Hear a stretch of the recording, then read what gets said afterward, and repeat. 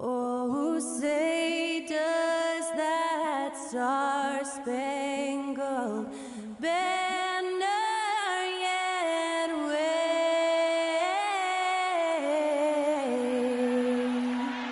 o'er the land of the free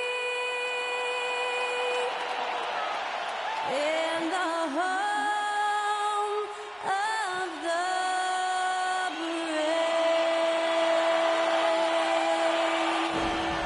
And that was Skylar Cole singing the national anthem. A fantastic rendition.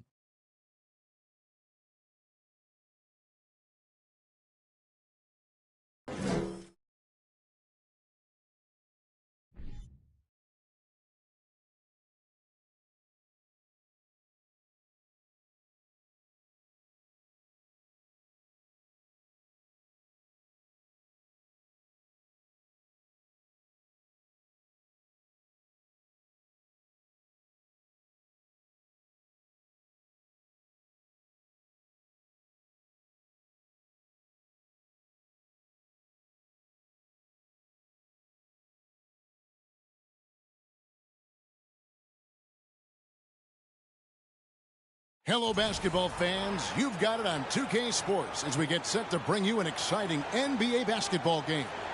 Hi, everyone. This is Kevin Harlan, and joining us tonight, Greg Anthony and Hall of Famer Doris Burke.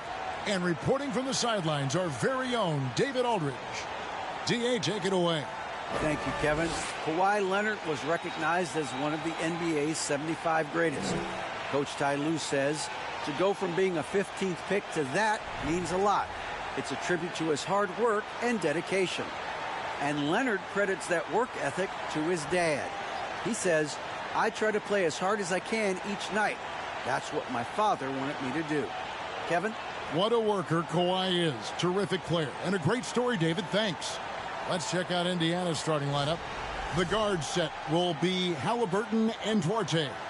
Neesmith is out there with Turner. And it's Hield in at the 3.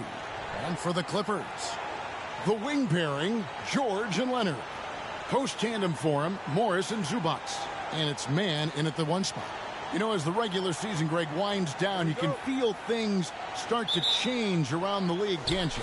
Yeah, I mean, some teams are getting totally in the zone for the playoffs, while other squads are using this time to plan for next year and try to figure out what went wrong. Now here's Hield. Turner for 3. First shot, first basket. He's out of the blocks fast. Well, that's the great three-point stroke of Miles Turner, and has that feathery touch from deep, and his size really hard to guard. Here's Leonard. It's a 3-point game. Zubac with the screen for Leonard. Outside, George. 6 to shoot. Puts up a 3. Here's Zubac. An easy 2 points on the layup. And the D getting outworked there on the putback. Can't let that happen. You have got to put a body on somebody. We talk about it ad nauseum, but you've got to be disciplined with the box outs. Here's Halliburton after the basket by Los Angeles. Hield from outside. It's hauled in by George. And so George will bring it up for the Clippers. First quarter, just over a minute played. Shooting foul as the whistle blows. He'll shoot 2 free throws. Well, in spite of the critics and the injuries, Paul George continues to produce, one of the league's truly elite players. It's his first trip to the line. And you know, guys, he had a big game at the free throw line in their last outing.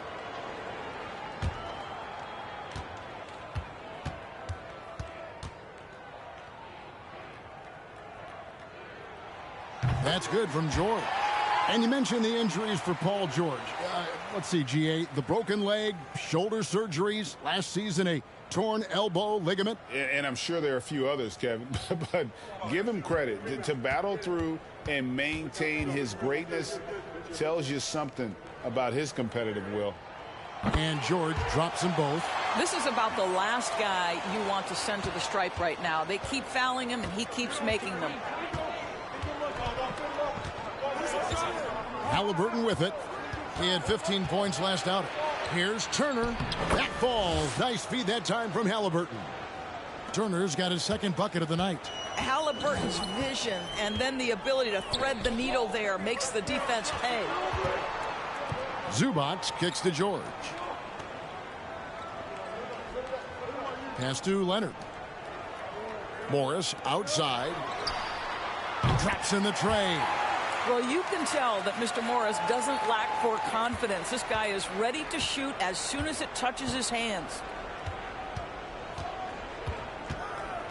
Halliburton outside. Healed from outside. And it's the Clippers with the rebound. They're moving on after the tough loss they took at the hands of the Nuggets. And defensively in that one, they needed to come up with big stops to quiet that crowd, and that's obviously easier said than done. I'll tell you this, it looked like they wanted to get out of town as quickly as possible. The problem is their defense went with them. Guys, they're looking for a way to score here. Yeah, they've had a tough time taking the lid off. Here's Halliburton. And the rejection by Zubac. First quarter of basketball, just over 2.5 minutes play. The offensive rebound. And the layup's good off the glass. Zubac has got his second basket of the game. I just love the determination on that backboard. Coming out of the gates, really, really strong. Yeah, we're seeing some early signs that he is on his game. That putback's a good illustration of the work he's ready to put in tonight.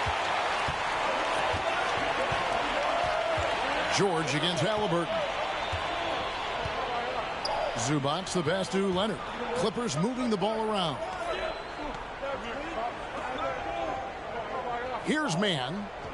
Looking at his numbers, he averages a bit over 9 points a game. And Leonard gets it to go. Oh, great ball movement there. And so here is Indiana. 8-point game. They come into this one having outplayed the Magic last game.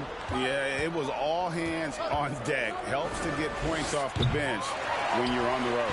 One thing we know, great teams in the NBA get production off the bench, and that was critical that night. And here is Los Angeles now. After the missed three from Buddy Hield, takes the 13-footer, and the Clippers getting another bucket right there. Defensively, giving up far too many open rhythm looks. So timeout called here, the first for Indiana. You know, Doris, there's some pretty cool stories, aren't there, about Kawhi Leonard and what he has done in the community. There really are, Kevin. I think about it. When he wins the Defensive Player of the Year award, that comes with a car. And instead of using it for his own personal use, he donated that to a children's welfare charity. This is the same guy who gave 1 million backpacks to kids in need in Los Angeles. Just a few of the things he does for his community.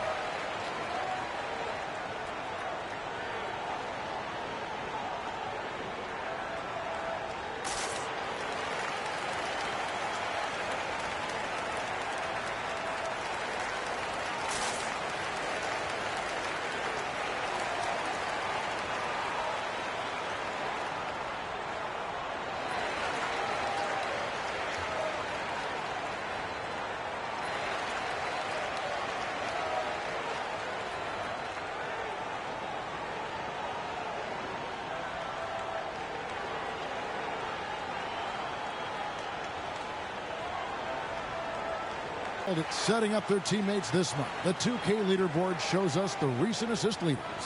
In the third spot, Tyrese Halliburton. Really been in sync with his teammates over that period. I mean, his passing has been phenomenal.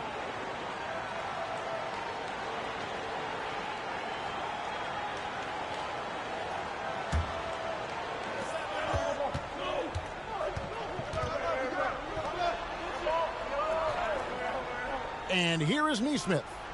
He's been quiet so far. Still no points in the game. Turner with the screen for Halliburton. Duarte. Indiana again missing. And here's George. He'll bring it up for Los Angeles. Here's man. He's covered by Halliburton. Leonard looking over the floor. And that'll be 2 free throws coming up. Officials on the call with the foul. It's going to be on Miles Turner. You can see the kind of savvy Kawhi Leonard plays with. This guy makes the defense commit and gets himself to the foul line. The Clippers have gone 2 for 2 in the game at the line. Yeah, and over the course of the season, they're a respectable 78%. That comes in handy in close games.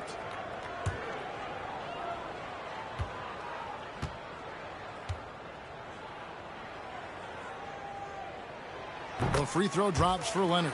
And the Pacers have been one of those teams that they're allergic to rebuilding, but there's clearly a youth movement in Indy, and with young talents like Tyrese Halliburton and Ben Mathurin, they already boast some nice building blocks.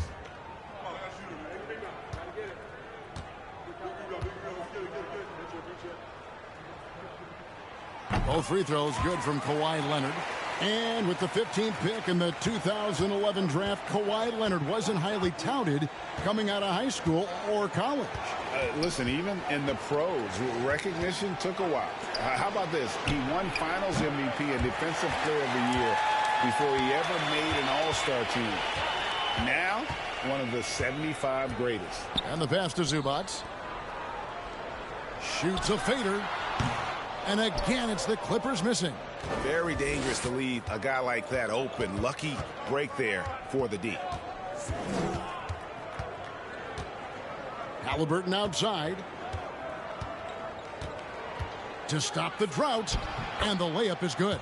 Well, you love when guards are unafraid to get to the painted area and finish. Go ahead, Tyrese. And you love seeing that great mobile one drive a second time.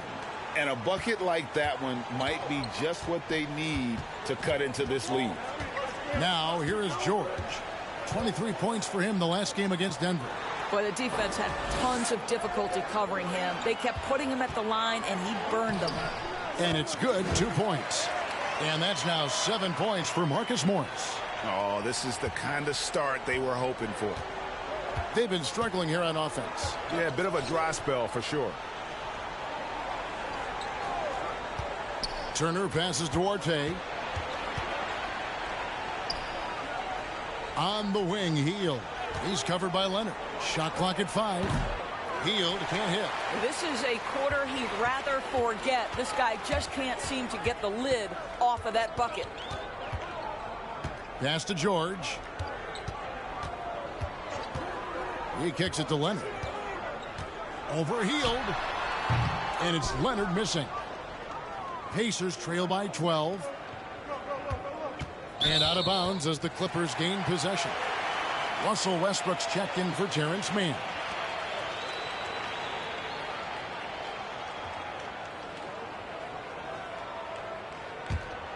Los Angeles has gone 1 of 3 from beyond the arc so far in the game.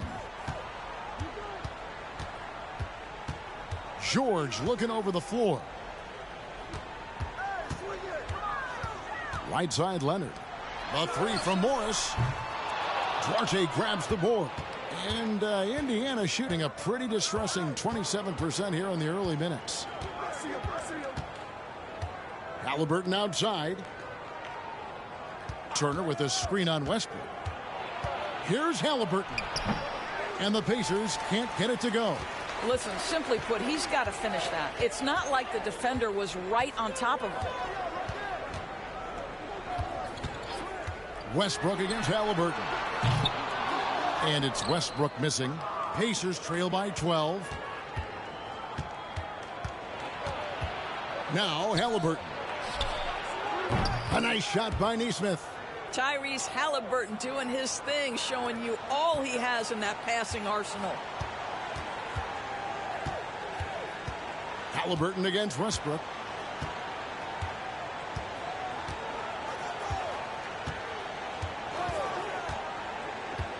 And it's Leonard, top of the key. The kick out to Westbrook. Puts up a 3. Offensive rebound. Zubac. Down it goes for his third basket in as many tries. And loving the hustle here early. I mean, they struck first on the offensive glass. Halliburton passes to Duarte. Indiana moving it around. And foul on the shot, so he'll get a chance at the line. Something people always mention, Doris, about Miles Turner is what a strong leader he is. Kev, consider how rare it is. Miles Turner was voted captain after just his second season in the league. He's positive, he's willing to be a vocal presence, and his attitude about being a terrific teammate contributes to what people think of him. And the first one at the line is good. And back in 2021, Miles Turner put up a crazy stat line. 7 made threes, 13 rebounds, and 3 blocks. Just the 4th time someone has reached those numbers in a game. Catching up on the changes for the Clippers. Mason Plumlee's checked in for Zubats. Batum comes in for Marcus Morris. Eric Gordon, he's checked in for Leonard. And Norman Powell subbed in for George. And for Turner, Greg, that ridiculous line has been equaled by only 2 players ever. Hey, Kevin, how about that? Only Karl Anthony Towns and Vince Carter, who've had the combination of threes, rebounds, and blocks. Shows you how special Turner's all-around game is. And so it's Indiana with it. Norman Powell unable to get his last shot to go. Passes it to Mathurin. Turner with a screen on Gordon. Here's Mathurin. Plumlee with some nice D. A team's rebounding is a great measure of its energy, and theirs has been terrific here in the first quarter. Gordon dishes to Powell. Powell sets a screen for Westbrook. Batum wide open. He fires. And it's Mason Plumlee with the foul. That is his first foul of the game.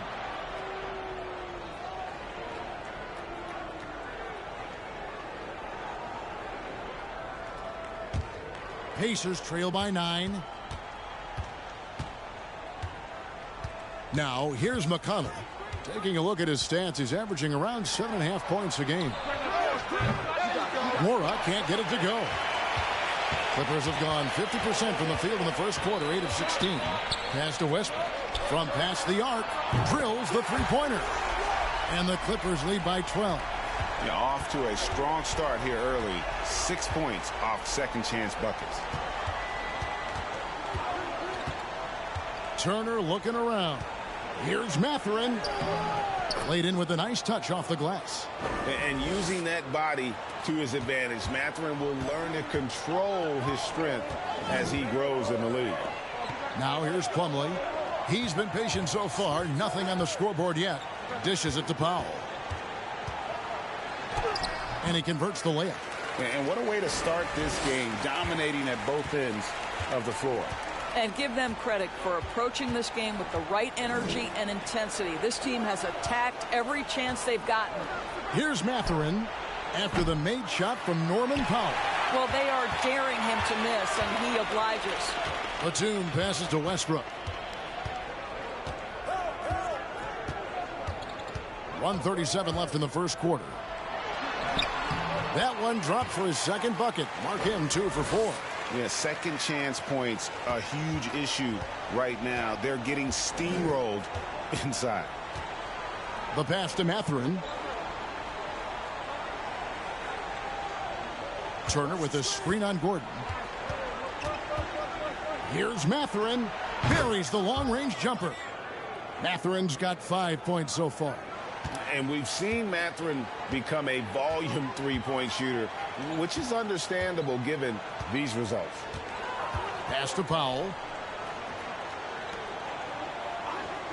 Gordon deciding where to go with it.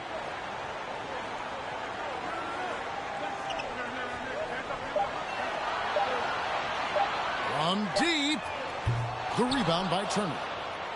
Turner's got 4 rebounds now tonight. There's the 3. And it's Mathurin missing.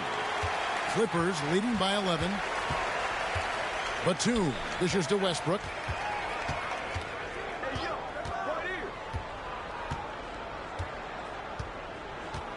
Batum a screen on McConnell. Westbrook kicks to Batum. It's Powell on the wing. Some good scoring numbers for him right now, averaging 17 points a game. Here's Mathurin. Can't hit the turnaround jump. So as we end the first quarter, already a double-digit ball game. The Clippers on top. They're up by 11. And we'll be back shortly for the start of the second quarter.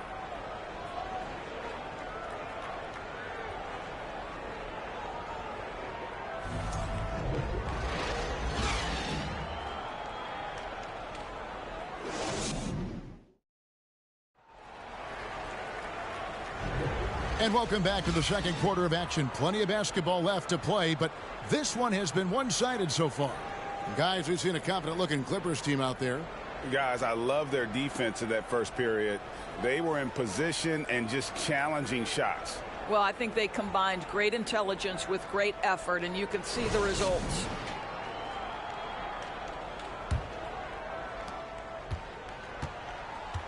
On the court right now for the Pacers. They've got Nesmith. Also Miles Turner out there. And it's Nembhard in at the 2. Here's Highland. He's coming off a 10-point game against Denver.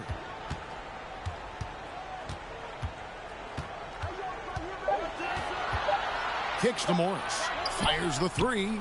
Hits it from three-point range. Morris has got the lead up to 14 now for the Clippers. Well, this is why Mr. Morris is out there. The ability to drain the shot from long distance and spread the floor. Passes it to Mathurin. Feeds it to Turner. And contact on the shot, so he'll be shooting free throws here. We know the league's cracking down on those dangerous plays that risk a player's health. Why was that less of a focus when you play? That's a great question. I think it's smarter to approach the game this way. We don't want to have unnecessary injury because of guys maybe just taking it a little too far with the physicality.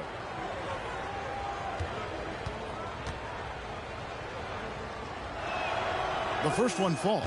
And since 1999, the Clippers and Lakers have shared their downtown LA arena, the only NBA teams to split a venue, but that's going to change soon. Los Angeles making a switch here. Zubats is checked in. And Indiana with a change here too. Heald's checked in. No good on the second, so he hits 1 of 2. The Clippers broke ground on their new arena, set to open in Inglewood in 2024. I've seen the footprint. You fly right into LAX, and you see it every time. It's going to be beautiful. And that'll be huge for the Clips. They're trying to create their own identity in Southern California. Having a venue just for the Clippers will help. And here is Nesmith. Turner with the screen. Nesmith can't get it to go. And a big lead for them on both the scoreboard and the backboard thus far. Halliburton's checked in for Indiana.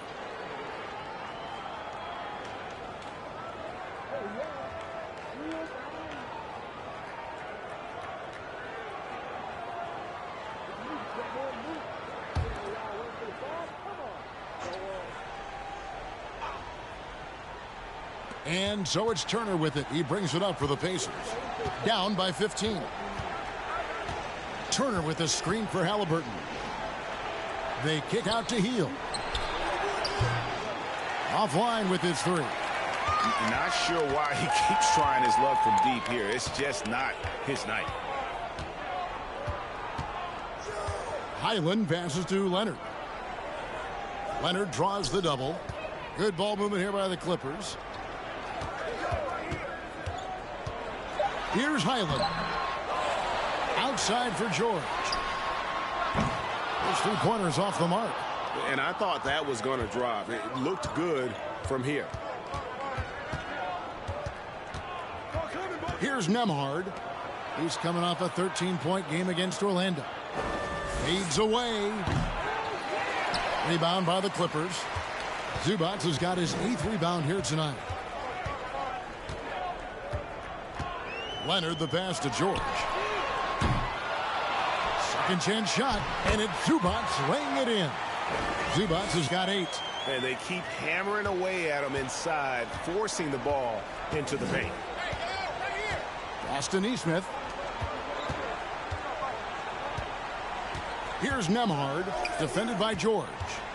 Here's Halliburton. And the rejection by Zubats. Right side George.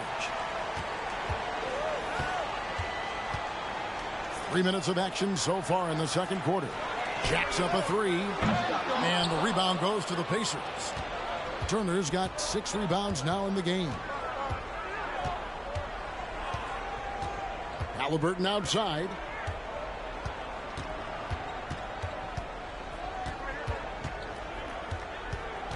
Can they get it? And the call on the shot that sends him to the line. Greg, looking back at the 2021 draft, I'm still shocked. Tyrese Halliburton fell to 12th. My goodness. What a steal Halliburton has been. He broke his wrist in college, and that scared some teams away. But, boy, Tyrese has been awesome in the NBA.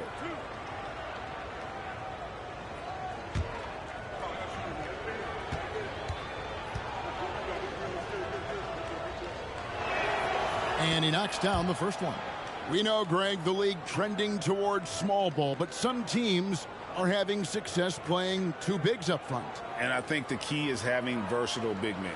If they can space the floor and play in space, also be able to cover smaller players, why not get the added rebounding and rim protection? Halliburton hits them both. And, guys, a bit of a surprise with the change of scenery for Halliburton. Oh, I'd say so, Greg, because this guy was the number 12 pick just a year before, had an outstanding start to his career his first year in Sacramento. I don't think there's any doubt this guy will continue to shine in a new uniform. Here's Duarte. Kawhi Leonard making his last shot. Halliburton outside. Lets it go with a three. Nailed from three-point land. Halliburton's got 7. A remarkable three-point shooter out of the gates in his NBA career, Tyrese Halliburton. Let him hear you. And Buddy Hield is going to pick up the foul. That's his first foul. The Pacers making a switch here. Brissett's checked in.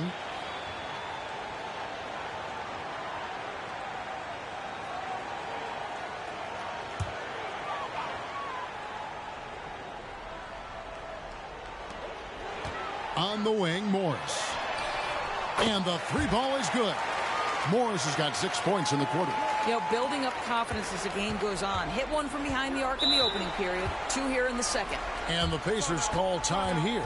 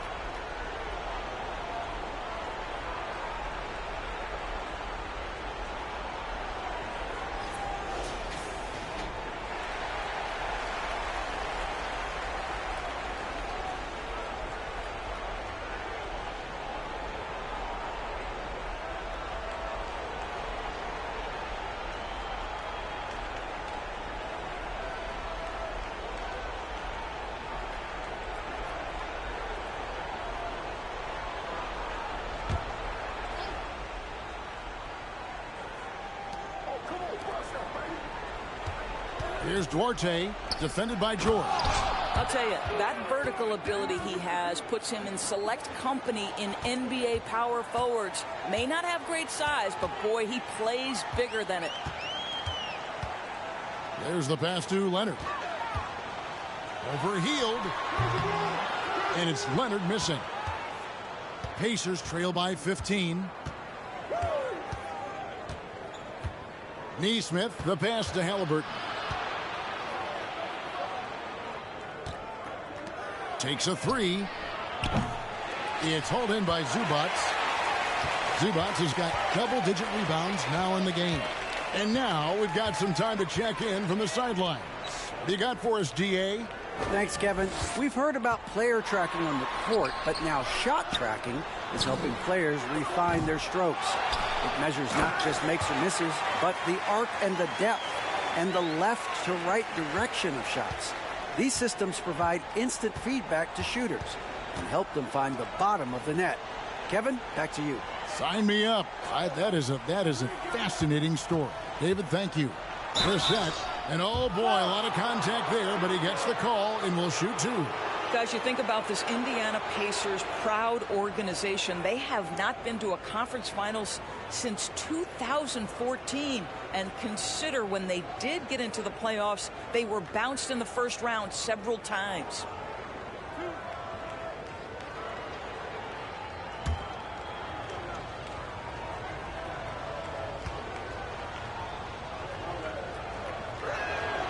The first free throw is good. And for this Pacers franchise, Doris, they took a step backwards last season. Kevin, there's no doubt about it. Their worst record in over 30 years. But you know what? I really like what they did. They shuffled the deck player-wise. They brought in a new head coach. Sometimes you have to take that step backward to go 2 steps forward. And so he makes both from the line. And working, Kevin, themselves to the line here in the second. A nice way to get your offense going. Outside, George. Morris inside. Lays it up off the glass. Morris has got 8 points here in this quarter.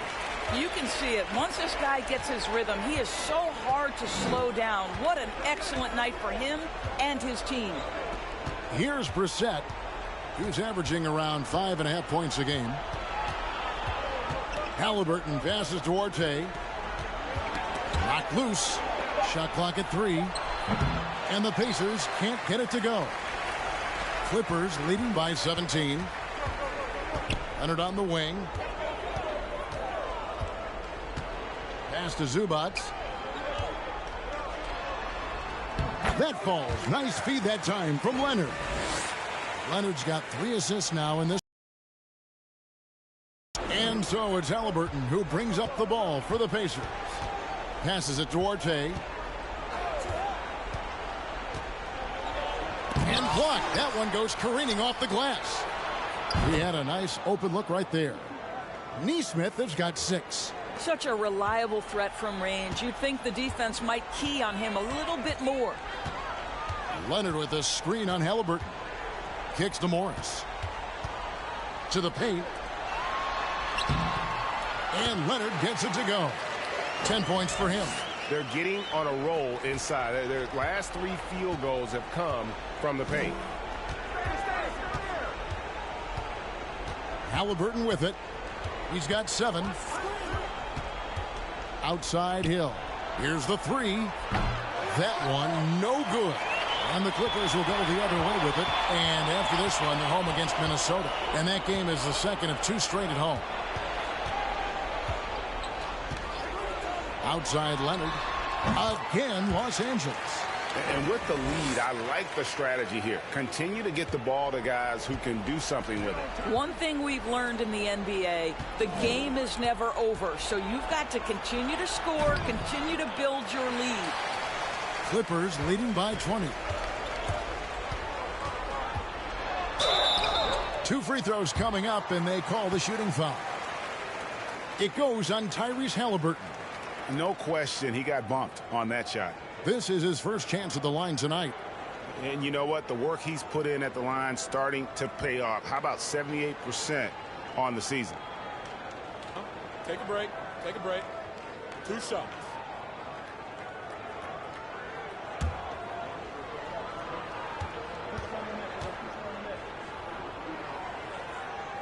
First one falls for him. Doris, it's been great to see the Clippers rise to prominence over the last 10 years, hasn't it? Yeah, I mean, listen, this was an organization that spent years in futility, but you have to admire the transformation that has led to consistent success. They used to be a franchise that made the playoffs maybe once in a decade. Now you expect them to contend in the West. They have a very long way to go to get within sight of the lead.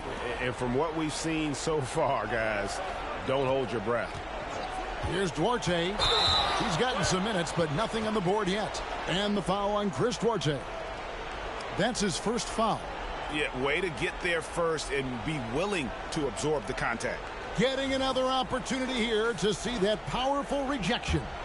And guys, they'll think twice about attempting that shot again. That was a big-time rejection. Nicholas Batum, he's checked in for Los Angeles. T.J. McConnell, he's checked in for Indiana. Clippers leading by 22. Outside Westbrook. Right side Batum. And again, no good by the Clippers. And even without that 3-ball dropping for him, the defense should have done more on that last play. Aston Morrow. Here's the screen.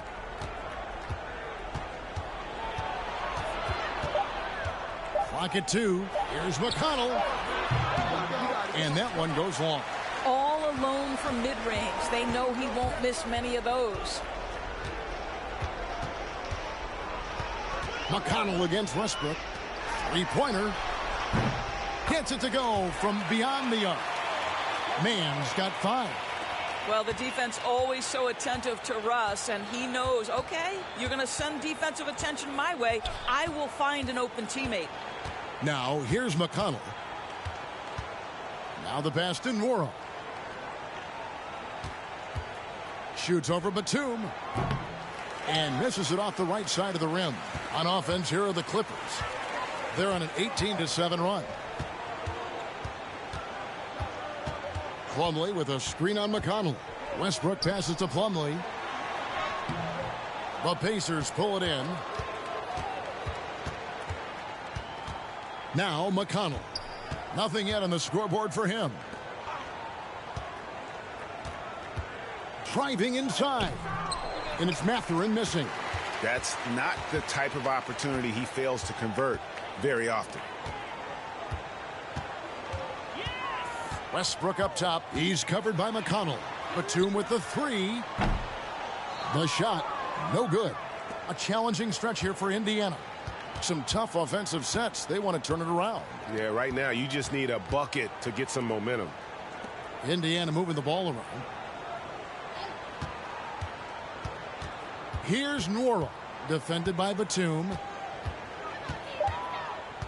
Nwora, the pass to McConnell. And the Pacers can't get it to go. And Los Angeles guys shooting it quite well. 52% from the field in the second quarter. And Plumlee kicks to Powell. Pass to Mann.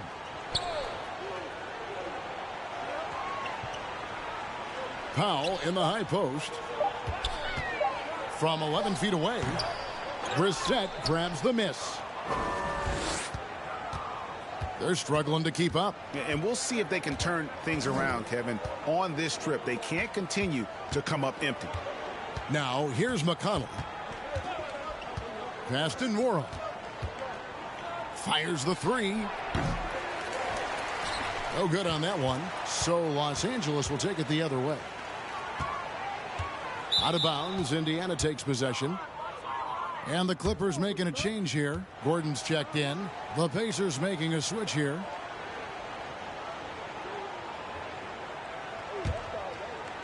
There's 42 seconds left in the first half of basketball. McConnell passes to Nwora. Over Batum. Nwora can't get it to go.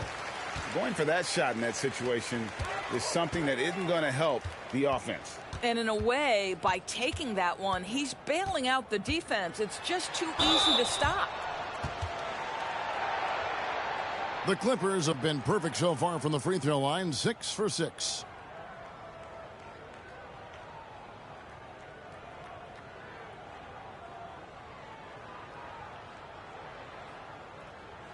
Take a break. Take a break. 2 shots.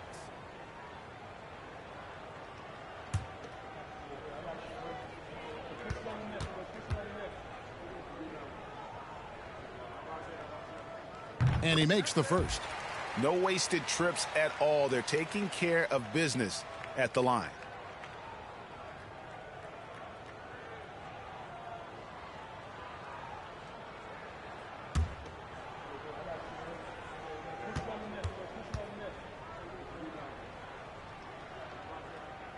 No good on the second free throw. This guy is not only incredibly talented, but Russell Westbrook has been a tireless worker, almost obsessive in improving his craft. Here's Mathurin to halt the run, and the last shot at the buzzer doesn't go in for him. Marcus Morris has been leading the charge for Los Angeles. He's been a major threat from three-point range. Got 2 of them to fall in that quarter. It's time now to go courtside as we send you over to David Aldridge from the sideline. David, take it away. Here with Ty Lue, good rhythm for your offense in the first half. What did you like about the start? Moving the basketball, taking the right shot, making the right play. We'll make the extra pass. We're a tough team to beat. And you were sure tough in the first half, Coach. Thanks. Back to you. All right, David, thank you. And stay with us, folks. We'll be back just after halftime to get the third quarter started.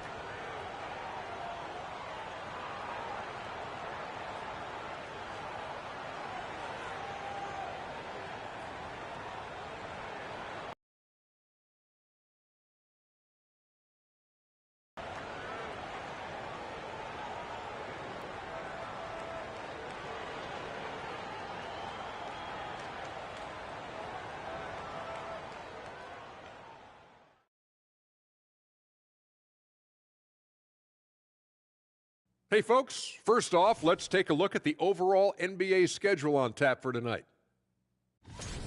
It'll be the Detroit Pistons up against the Hornets in Charlotte. That's a 7 p.m. tip-off Eastern Time. For these two teams, any win is an accomplishment. And circling back to this first half, fellas, a decisive advantage for the Los Angeles Clippers. Right now, they're getting anything they want in close. Now, that's hard to do. Getting to the rim that easily, facing little resistance or no resistance. And they've continued to exploit that advantage. Yeah, why go away from what's working? They're just feasting down low so far. And that about wraps it up. And as the third quarter is about to begin, we go to Kevin Harlan for the call.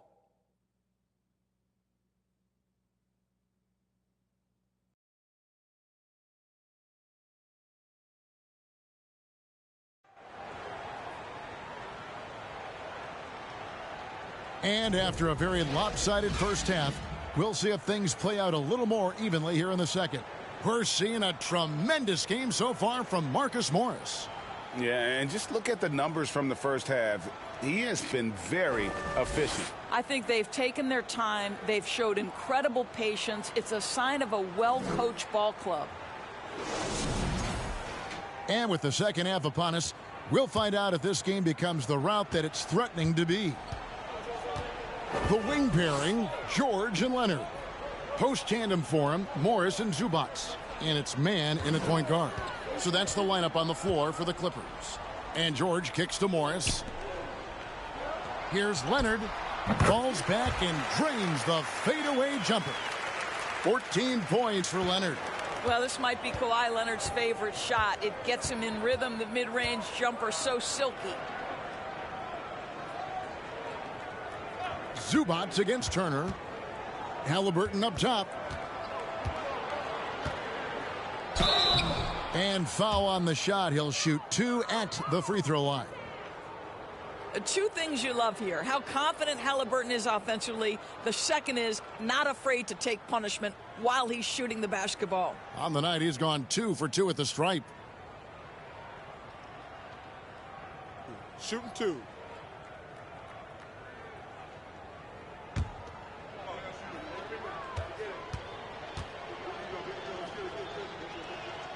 That's good from Halliburton.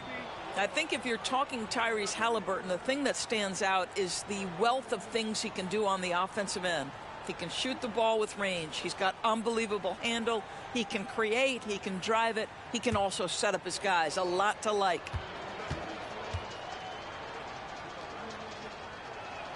Halliburton hits them both. And here's George. He'll bring it up for the Clippers. And then Leonard with the dunk. Well, a multiple-time winner of Finals MVP, Kawhi Leonard understands I've got my offensive game in rhythm. Let me go to work. Now, here's Halliburton. Lets a floater go. He takes it up and lays it in. Halliburton's got 4 points now in the quarter. Oh, such a field shot there, the floater. That was a second look at our Mobile One drive. Amazing control on display.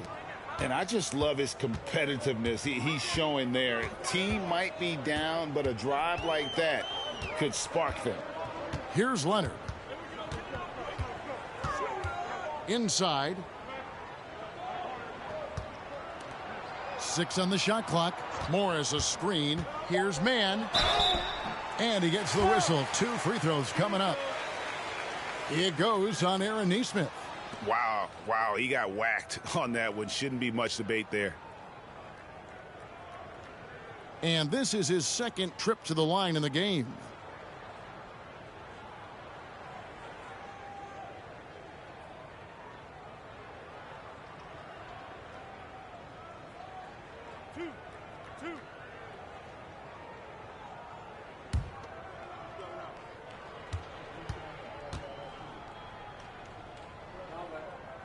And the first one drops.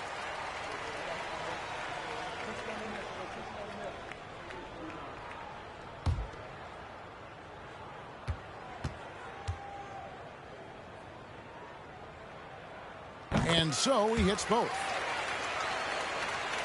Third quarter of basketball, about a minute and a half in. Pass to Nesmith. Back to Halliburton. Now here's Hield. No points in the game yet for him. Buddy Hield so active on the offensive end, finds the defense in a compromised position and gets what he's looking for. The Pacers have gone 9 of 10 from the line, so making the most of their chances.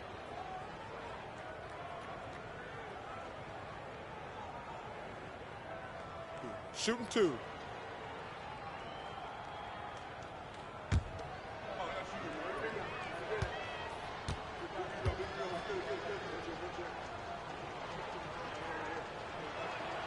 Free throw drops for Hield. For a guy with the shot mechanics of Buddy Hield, you'd love to see him get to the free throw line more, but it's really not his game. He is just a dead-eye three-point shooter.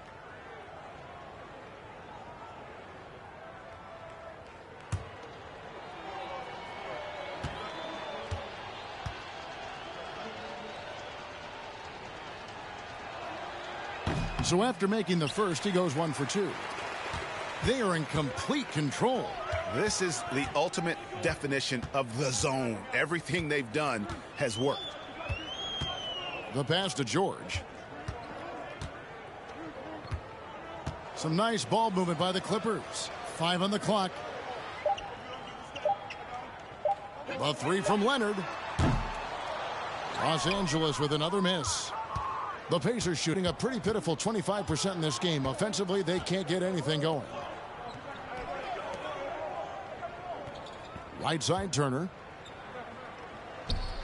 Hits the outside fadeaway.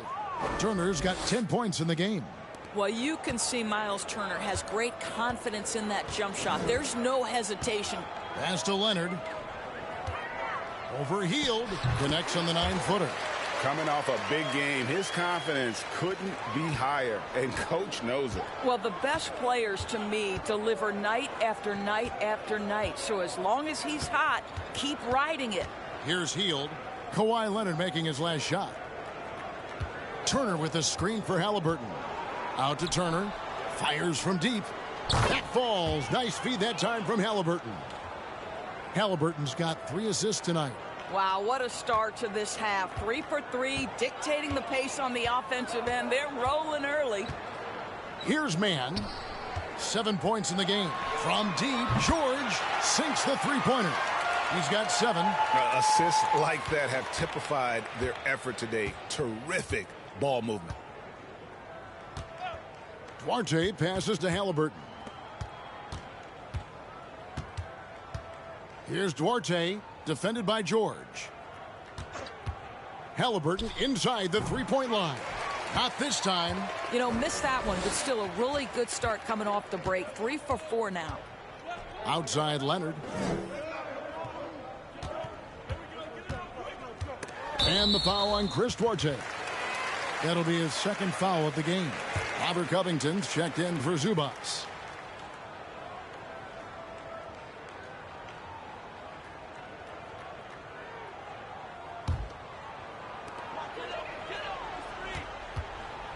Leonard against Hield. Covington dishes to Leonard. That one good for 2.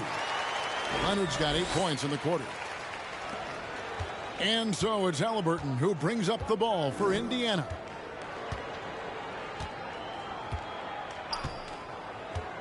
Passes to Duarte.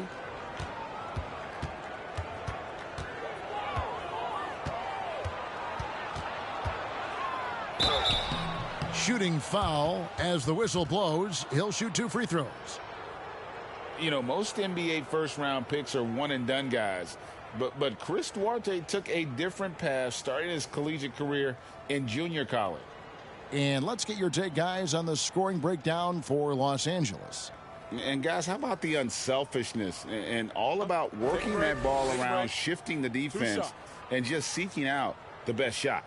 I think the other thing they've done exceptionally well tonight is shoot the mid-range and take advantage of those opportunities. Anytime they're given a look, they have delivered. And, Greg, when Chris Duarte got drafted in 2021, he was 24 years old. How about that, Kevin? The oldest first-round pick in almost 20 years. Duarte showed maturity during his first year. Great defense. Not someone you have to spend a ton of time developing.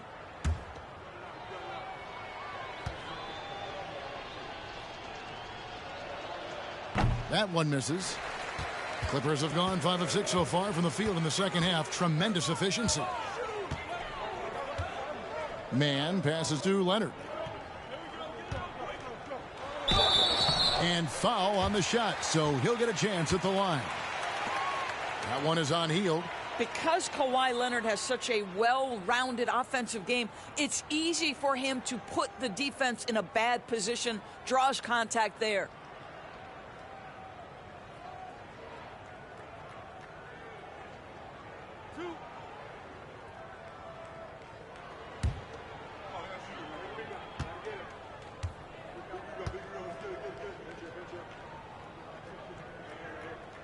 And that one misses. Well, Kawhi Leonard has turned himself into an offensive force. He's a 3-level scorer, but I think you have to admire the fact that this guy is as versatile as it gets on the defensive end. He could guard 1 through 5 if necessary. Los Angeles making a switch here. Highland's checked in.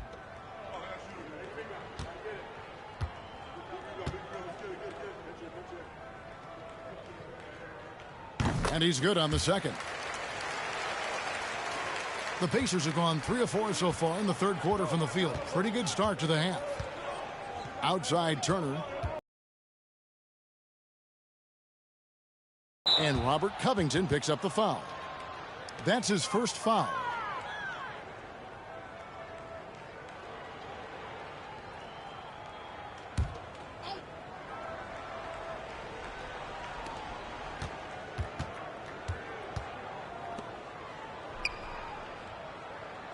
Turner against Covington. Clock at 6. Here's Hield. Here's Duarte. Well, not only is he a tremendous athlete, but Paul George is a terrific positional defender. He just uses that body so well to contest shots. Here's Highland. The three-pointer, no good. Rare you'll see him miss such an open look. Hield kicks to Halliburton. Turner passes to Duarte.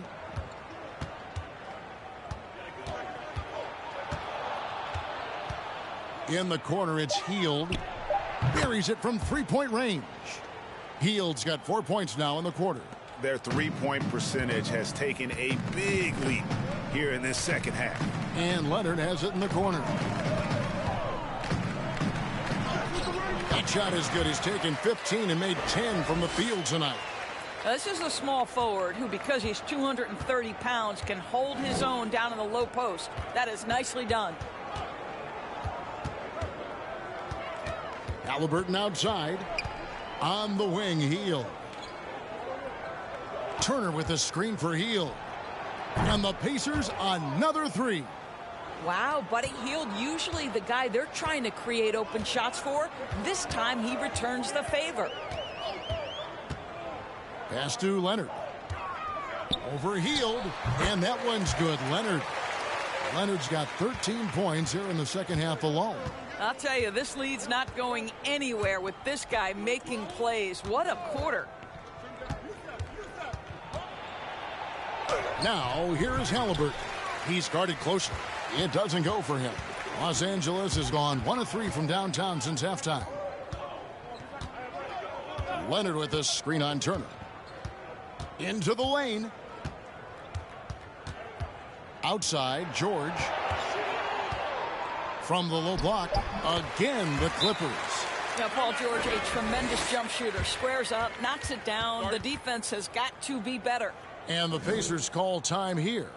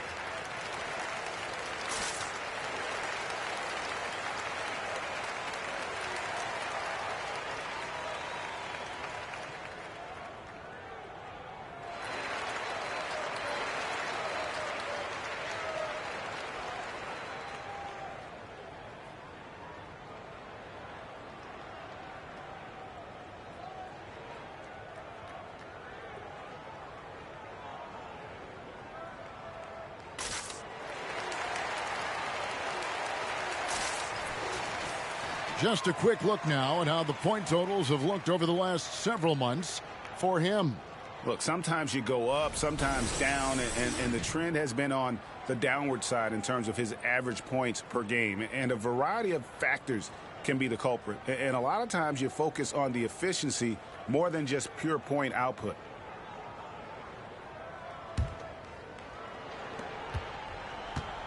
And it's McConnell with the ball. He'll bring it up for the Pacers.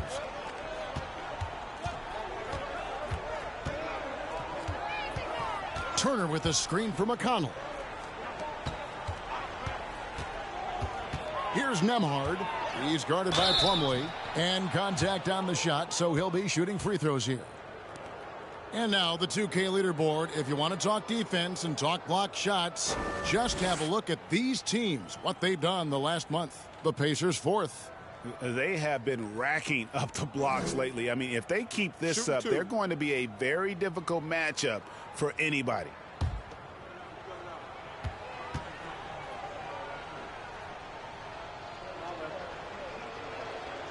First free throw is good.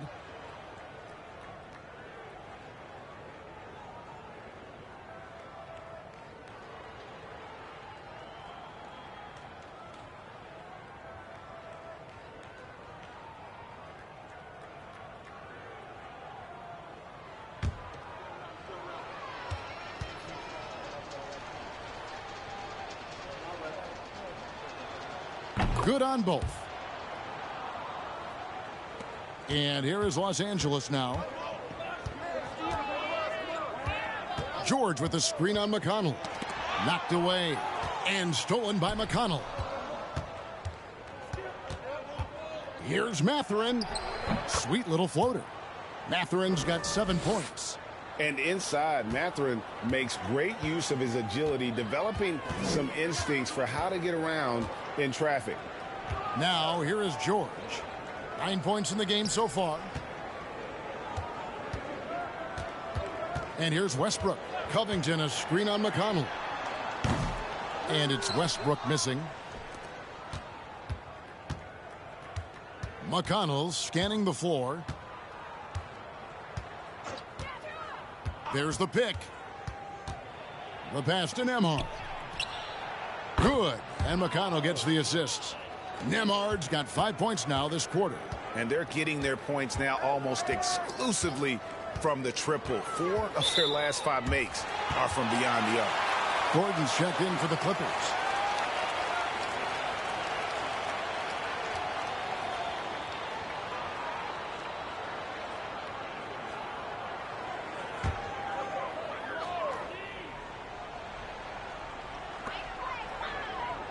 And Plumlee kicks to Covington. Pass to Gordon. 5 to shoot. Los Angeles needs to get off a shot here. Covington's shot is off.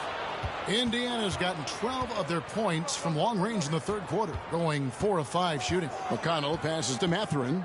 Turner with a screen on Gordon. And it's Mathurin missing. I'll tell you, this guy is doing absolutely everything he can to get himself going, but the team is struggling because he's struggling. Outside Westbrook. 11 feet away, and he gets the bucket. 8 points for him. Russell Westbrook will seek the mid. On Russell Westbrook is now, you can't deny his place in NBA history. Voted as one of the NBA's top 75 players of all time. Here's Norrell. He's still scoreless so far in this one, and it's sent back by Plumlee. And the foul on Miles Turner. That's foul number 2 for him. Los Angeles making a switch here. Batum's checked in. And Indiana with the change here too. Brissett's checked in.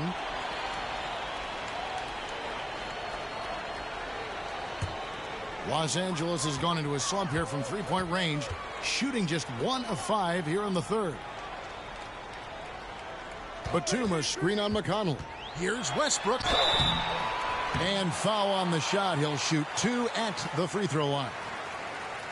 Greg, it is impossible to argue against Westbrook belonging to that top 75 players list, isn't it? It really is, Kevin. I mean, his career numbers and accomplishments speak for themselves. A very unique player, easily one of the best during his prime.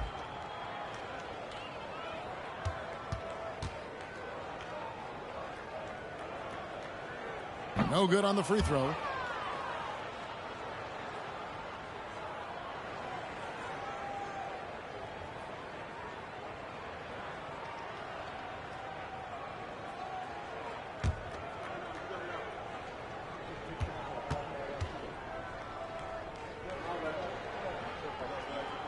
Good on the second free throw. And it's McConnell with the ball. He'll bring it up for the Pacers. He dishes it to Turner. Mathurin passes to Turner. And it's Turner finishing it off. And Mathurin proving he can be unselfish, wanting to find his teammates. Clippers leading by 23. Passes it to Plumlee. McConnell against Gordon. Back to Westbrook.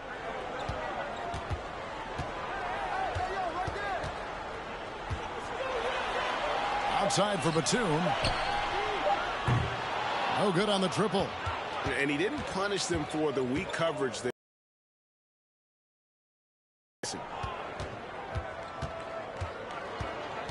McConnell with it.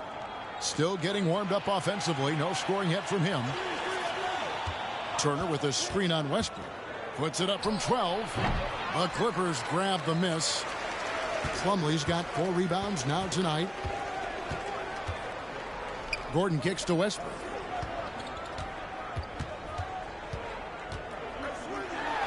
Teardrop shot. The Pacers pull it in. They need a good offensive possession. Yeah, they've gone a long time without a bucket. McConnell passes to Nembhard. That shot misses. So the Clippers will take it the other way.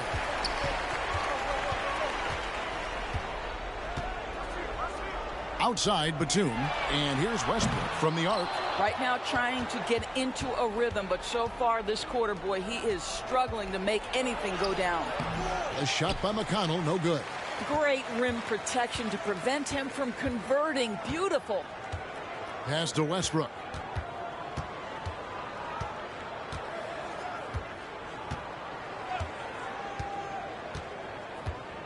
Back to Powell. The 17-footer. And as we conclude the third quarter, pretty much a blowout. It's been a one-sided affair. Clippers ahead, just dominating this one. And do not go away, as we'll be back in just a few moments with the start of our fourth quarter coming up next.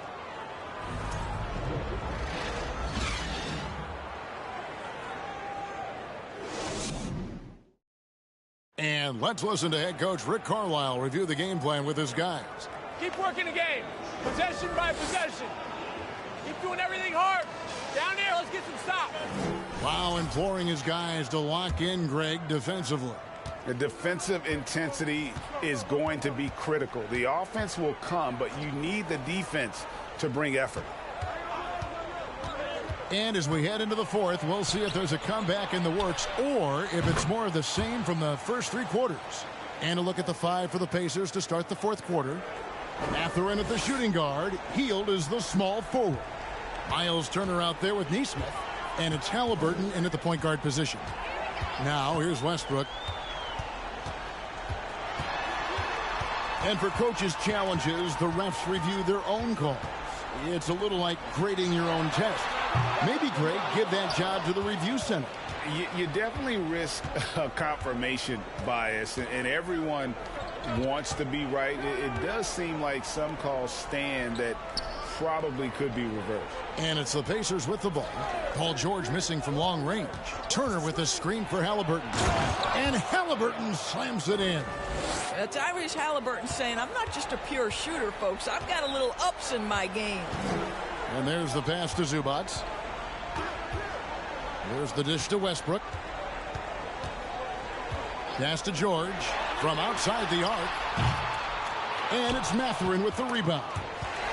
Mathurin's got his 4th rebound with that last one here tonight. Oh, let's go home. That was just ridiculous. I do not remember the last time I saw a dunk like that in a game. Awesome display of athleticism captured by our AT&T 5G Slam Cam. Now, here is Halliburton. Pass to Hield.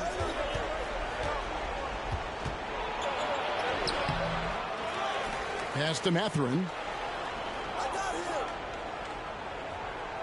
Turner with a screen on Powell. And there's the drive. The pass to Turner. This one for 3. And it's the Clippers with the rebound. Now Westbrook. Pass to Leonard. Over Nesmith. And it's Leonard missing. No one near him on that one. And I'm not sure why he felt like he needed to fade away. Hield kicks to Halliburton. Here's Mathurin. And the Pacers can't get it to go. Clippers leading by 20. Here's Leonard. 2 free throws coming up, and they call the shooting foul. It goes on Aaron Nesmith. Yeah, nice, strong finish there. Nearly a three-point opportunity. Well, Greg, we're seeing high schoolers now making 6 figures to play basketball. I bet you wouldn't have minded that in your time, would you? I tell you what, it beats delivering the newspaper, right? It's still fresh and developing, but a lot of different opportunities are emerging.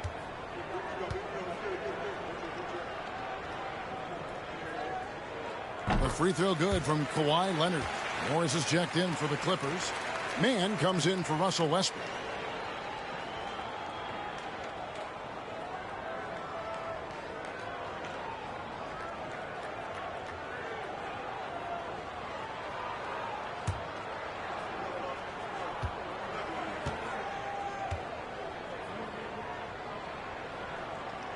That's also good, so he hits both free throws.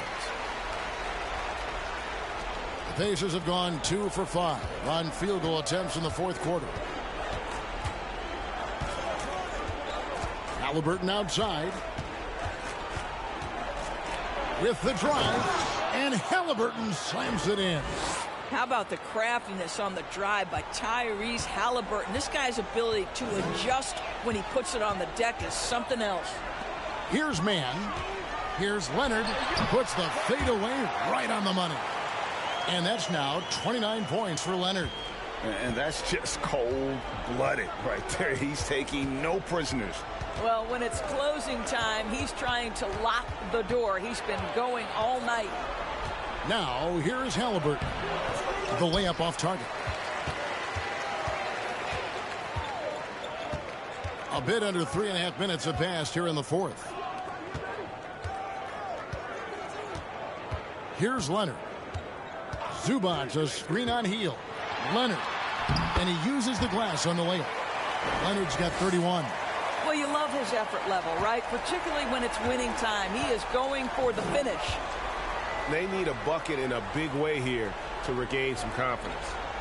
Now here's Turner. He kicks it to Heel. And the call on the shot that sends him to the line. And we've seen not only some new trophies introduced, but, Greg, some of the existing ones have been updated. You okay with that? Oh, I am. In particular, a nice touch to have the previous winners etched into the base of the Larry O'Brien trophy. That's a great way to connect with the history of the game.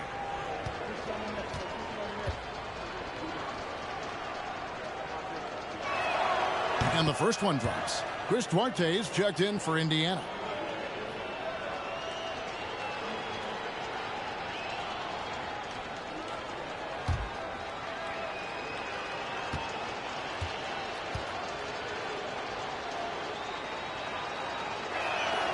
Both free throws good from Heel.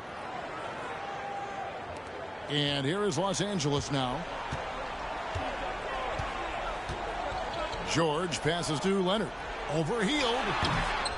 Tries again. And that one is good from Zubac. Zubac has got 4 points now in the quarter. I'm sorry, that's poor defense down low again. It's been a mismatch thus far in the paint. Passes it to Duarte. Turner with the screen. Shot from 12.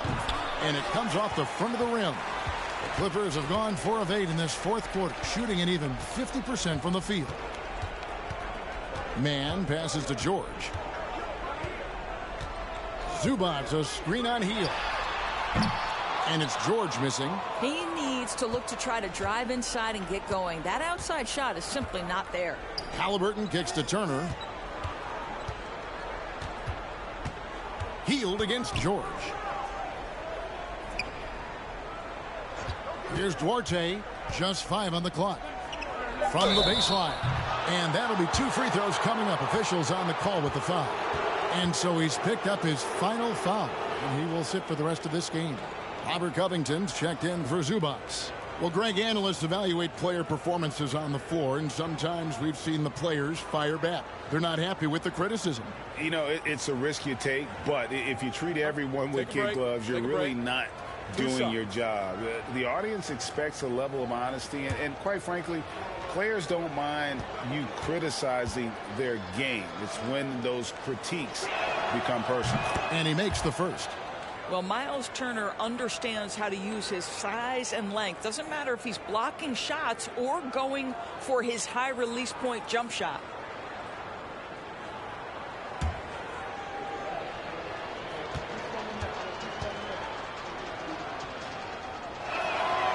All free throws good from Turner. Clippers leading by 22. Now here's Leonard.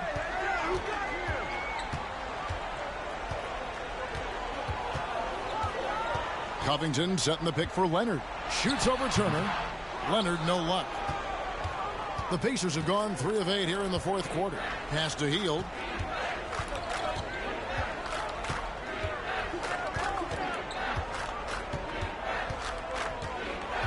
Launches it. Good on the triple. Hield's got 5 points now in the quarter. You've got to have a short memory. Put a poor first half in your rear view and now make an impact. Covington finds Leonard. It's a nice passing here by Los Angeles. Over Hield, and it's Leonard. That time on the assist by George. And that's now 33 points for Kawhi Leonard. Pacers trail by 21. And here is Hield. Greg, you think of everything that goes into making it to the NBA as a player. Did it come easy for you, or was it all work? It's easy, really, to overlook the grind, but when you love the game, all those hours in the lab don't feel quite like work. At least not until you start getting a little longer in the tooth. And so it's Halliburton who brings up the ball for the Indiana Pacers. And the pass to Nesmith. Here's Hield. Halliburton outside. And Robert Covington picks up the foul. That'll be his second foul of the game. And the next one puts him in the bonus.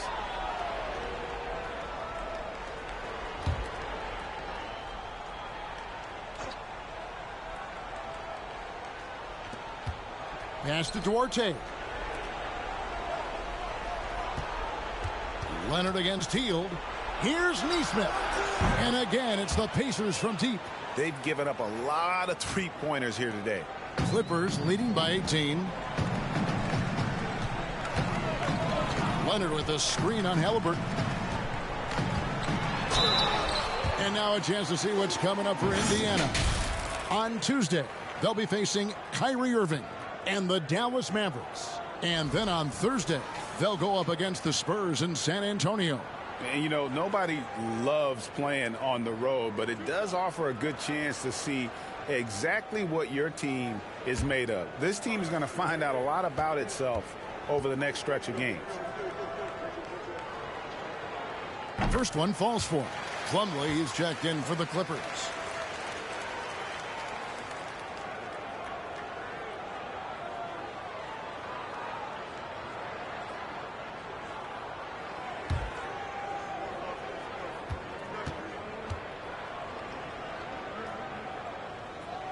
He hits one and misses one, each at the line.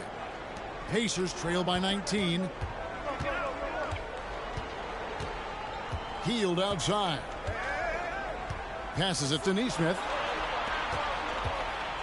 Halliburton kicks to Hield. Turner with a screen for Hield. Shot clock at 6. Indiana needs to get a shot off. Shot from the top of the key. And it's the Clippers with the rebound. Mann's got his 4th rebound in this one.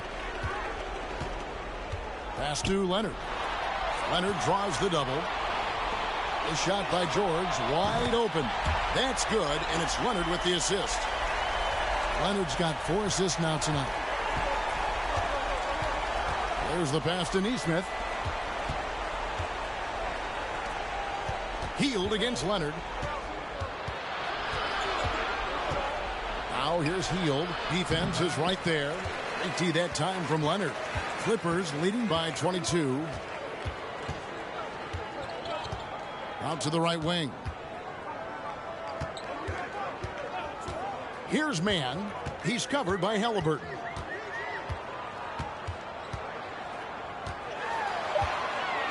Mann passes to Morris. No good from outside.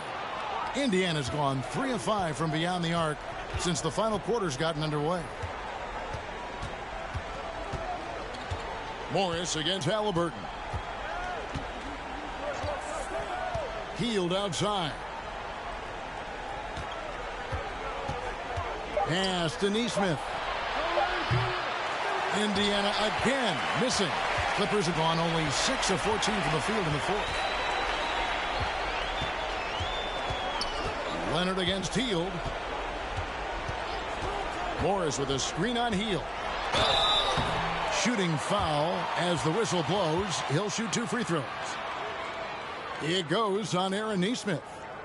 And for a lot of up-and-coming teams, getting better defensively is the key to reaching, Greg, that next level. That being considered, what's the first step in that improvement? A lot of times it's bringing in a great defender, like a Pat Beverly or an Andre Iguodala, a defensive anchor who also inspires his teammates to take that challenge. The first free throw is good.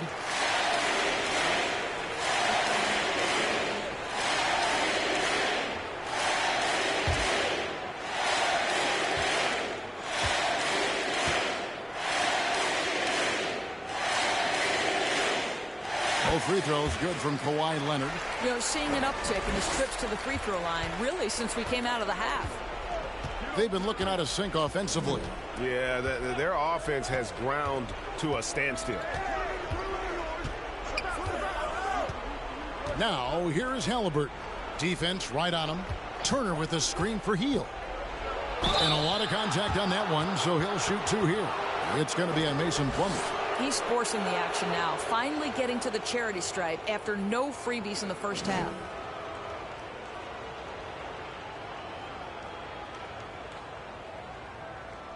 Take a break. Take a break. 2 shots.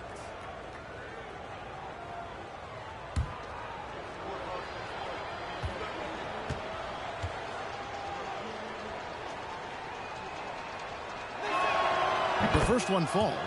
And in this era of player movement, Greg, we're seeing guys often pick teams on fit or style of play. When they look at that, what are they looking into? You want to have fun coming to work every day, Kevin. I mean, the money they're making, most guys are going to be set for life. But I think they recognize it's about the journey and who you have the opportunity to take that journey with. That one is no good. And it's Leonard with the ball. He'll bring it up for the Clippers. Plumlee with a screen on Hield. Here's Leonard. The pass to Plumlee. And he banks in the layup. Big miscommunication on defense. He recognizes it and quickly takes advantage. And that's typical of this guy. He's always reading the situation, reacting quickly, and capitalizing. Duarte passes to Hield. Turner with a screen for Hield. And once again off the mark by Indiana. He is just not taking smart shots out there, a pattern he has fallen into tonight. Halliburton outside. Here's Nesmith. Passes it to Hield. Indiana moving the ball around. Halliburton outside. Nesmith from outside off the mark. And you don't want to give up that kind of look too often. And one team is just completely outclassing the other tonight. Spirited performance, and it really ignited what is turning out to be a monster win here for the Clippers. And this was one that never really was in doubt, I thought, an all-around dominant performance. And you kind of thought that maybe even going into the game. Yeah, there was a sense of that, and man, they just pretty much blew them right out of the water. A clinic was put on display here today. And on the year, this will turn out to be win number 34 for them. And you could tell they were ready for this one today, guys. There was something extra on the line, and they wanted it. And what a tremendous standout performance it was for Leonard. Efficient productivity. You love what this guy has given to you on the offensive end. And you can sense that these fans, these players, they are ready to celebrate. Well, for all intents and purposes, this game is over. Just a matter of time here. Healed, can't hit. And he has definitely been struggling in this quarter. And you know what? They keep calling his number, and they're simply trying to get him out of this funk. 5-second differential between the shot clock and the game clock. And George, here we go. George double teamed, past a man. Morris with a screen on Halliburton.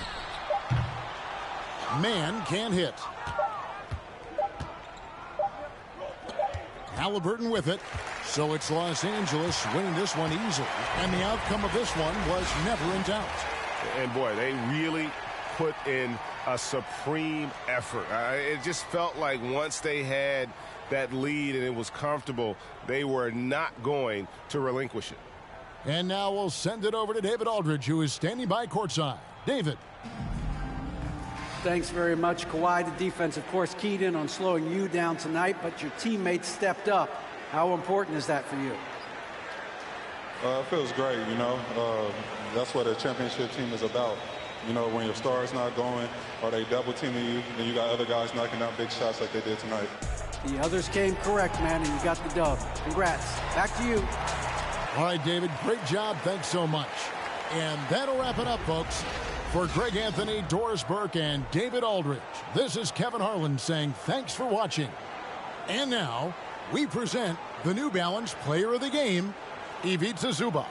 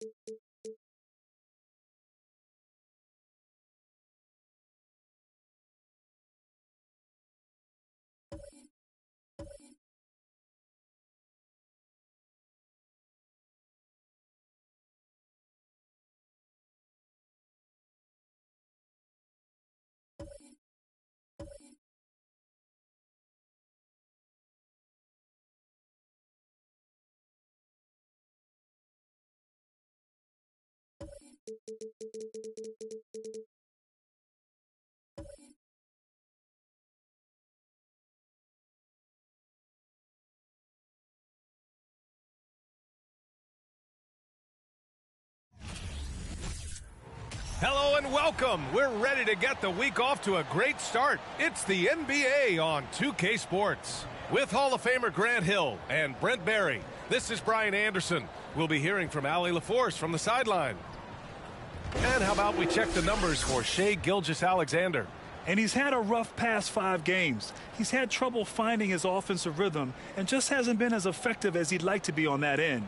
But this is something all players go through, and I'm sure he'll fight his way back. And we have a minute to catch up with our reporter. What do you have for us, Allie? John Moran, a first-time All-Star in 2022. His teammates say he is the best point guard in the league. Morant said, quote, "I'm a very humble guy, but also confident. So I'll let my teammates continue to talk for me. I'll just do what I can do on the floor to prove them right." Brian, Coach Jenkins said, quote, "All he cares about is winning." Indeed. Thanks, Allie. And with the All-Star break in the rearview mirror, Grant, what's the focus for teams now? Well, right now, BA, teams really are starting to think about the playoffs. For the teams that are in good position, it's about what's your rotation looking like going forward. And, of course, can you afford to rest your guys? And the starting lineup for the Grizzlies. Morant and Bane in the backcourt together. Brooks and Jackson, the defensive forward pair. And it's Tillman in at the center position. And for Oklahoma City, we've got Luguentz Dort, Josh Giddey out there with Shai Gilgeous-Alexander. And it's Williams in at the 4 spot. Now here's Gilgeous-Alexander. Williams up top. Back to Gilgeous-Alexander. 5 to shoot. Puts it up from 15. No good that time. Now Memphis takes it the other way. They're coming off a win against the Nuggets. And in that one, the bench came to play. Gave the team a bunch of points and energy to put them over the top. Well, I talked to the assistant coaching staff. What they were stoked about is that the bench guys came in and played well. So punch off the bench, a big factor in that win. Giddey passes to Williams. And what you like about Jalen Williams' college stat line is how complete it is. He's doing a little bit of everything out there now. And a wide skill set is a great thing to have.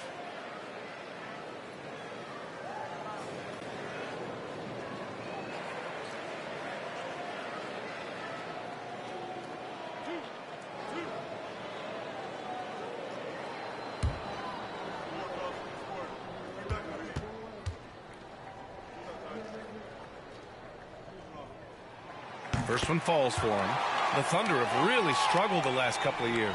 Yeah, remember back when they had Durant, Harden, and Westbrook? Oh, quite a lineup. Not that they need 3 superstars again, but they need some sort of boost.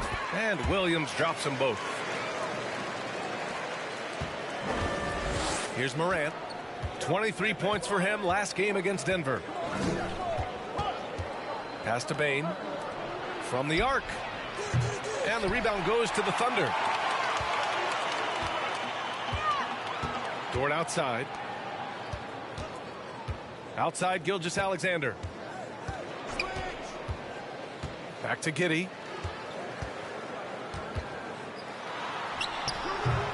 Missed it. Now 0 for 1 on this game.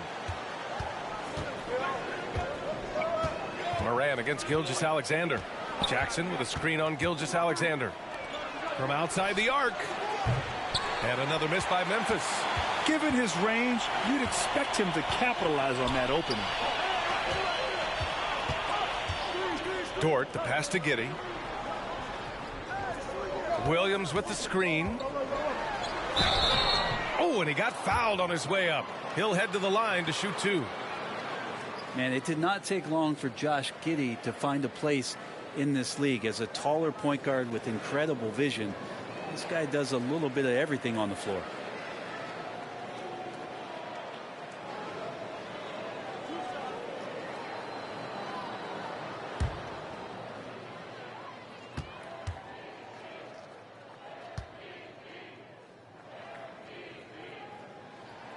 And he knocks down the first one. As for Giddey's quick start in the NBA, he recorded his first triple-double at age 19, Brent. Yeah, pretty remarkable, B.A. The youngest player ever to get a triple-double in this league. And this is the kind of guy who just makes passes that other players don't even see or even think about. So his instincts, they're off the chart. So after making the first, he goes 1 for 2. Well, Giddy sees things before they happen, and so one of the things that he probably wrestles with is trying to do too much and overthink for his teammates, but there's no doubt his IQ is on display when he's on the floor.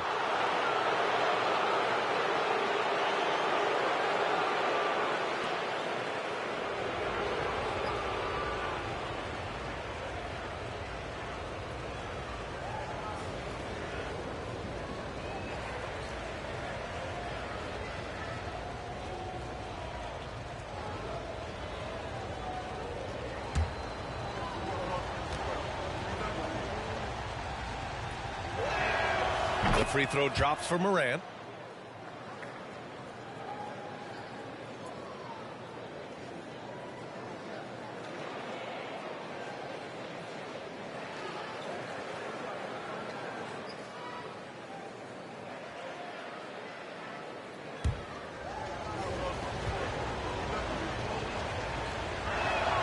He's perfect from the line this time. Here in the first quarter with about 2 minutes gone by. Williams a screen on Morant. Here's Gilgeous-Alexander. Great D that time from Bane. Yeah, we're not used to seeing him get bottled up like that. Wow. Morant, the pass to Bane.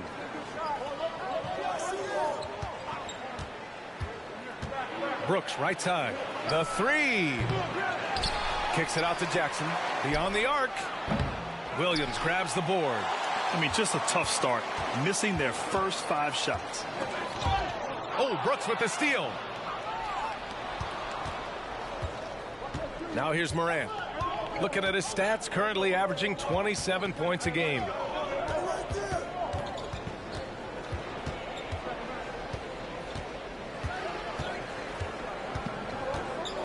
Clock at 4. Jacks up a 3. That one doesn't drop. So Oklahoma City will take it the other way. This game coming after the loss versus the Kings. It was just a challenging game for them. They executed well, but just not well enough to put themselves over the top. Categorically, you look at that box score from that last game, and they outplayed their opponent in so many areas. I thought it was going to at least come down to a buzzer beater, but it did not.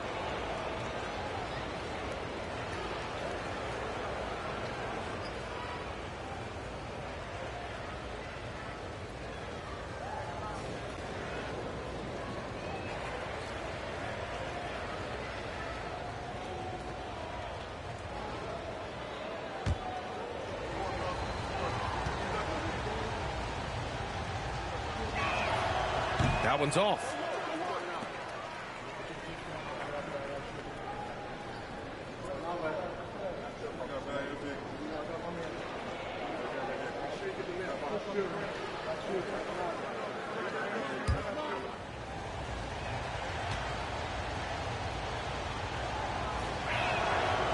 That one misses.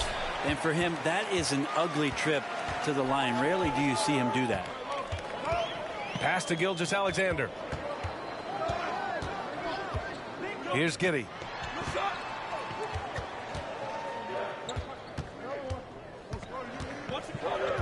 Outside, Williams. The rebound by Jackson. He's so good at getting to the rim. Maybe tries to get a little bit too cute with that one. I thought he'd lay it straight up and in. Yep, that one's good.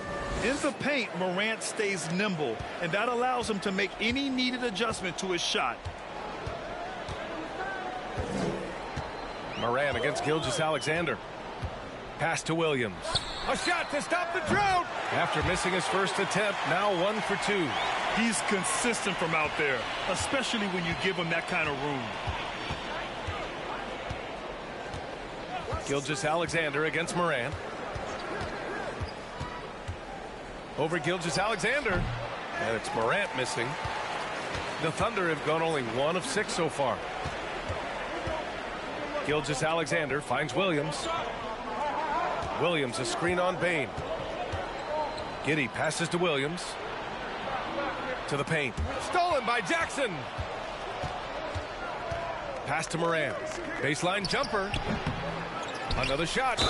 It's good. And he drew contact on the shot, so he will go to the line. A three-point play opportunity. The Thunder making a switch here. Šarić checked in.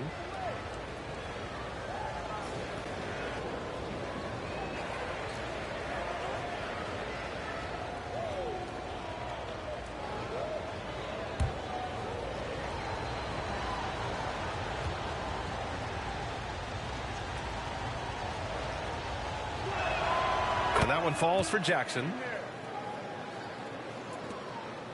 Oklahoma City trailing. Dort, the pass to Gilgeous-Alexander.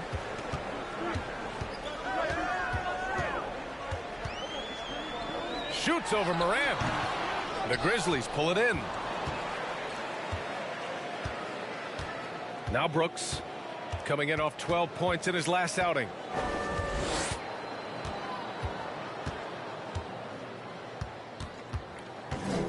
To the left wing. Clock at 6. Here's Morant. Oh, there's Morant with the slam. And despite the height disadvantage, oh my, he just attacks that interior. Yeah, no stopping him on that play. Sometimes even the taller defenders are helpless to stop him. It's good. Well, Šarić on the inside has really good quality footwork. Jackson with a screen on Dort. Here's Brooks. Nice spin off the left rim and in. Oklahoma City has gone 1 of 2 from three-point land so far. Gilgeous-Alexander against Moran. Ooh, a clear foul there on the missed shot. So he'll get a pair at the line. Watching SGA run this offense, he's so patient and he reads the defense exceptionally well.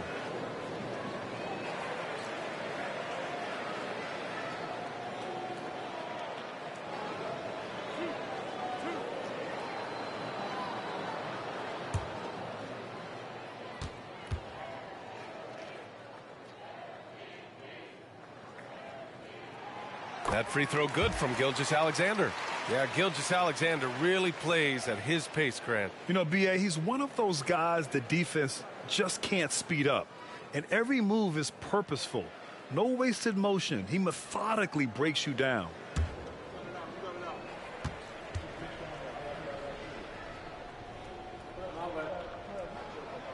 Both free throws good from Gilgeous-Alexander. You can tell he's feeling confident right now at the line, and when he's on, he can be lights out. Moran against Gilgeous-Alexander. Here's Jackson. Good, and the setup by Moran. Jackson's gotten his second bucket on the night. Attacking in the painted area. Clearly that was their game plan coming in. And here's Giddey. He had an 18-point outing in their last game against Sacramento. Williams a screen on Bain. Here's Giddey. Stolen. Morant with it. Bain finds Brooks.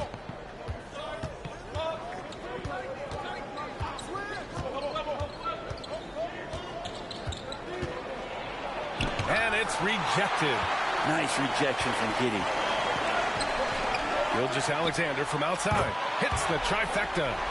Gilgeous-Alexander's got 5 points. He just takes advantage of the D in a way that very few players playing today can do. Here's Brooks. A steady force on their offense, recording around 14.5 a game. And the whistle blows. It's going to be on Desmond Bain. That's his first foul. A different look for Oklahoma City. Robinson Earls checked in for Williams, and Joe subbed in for Giddey.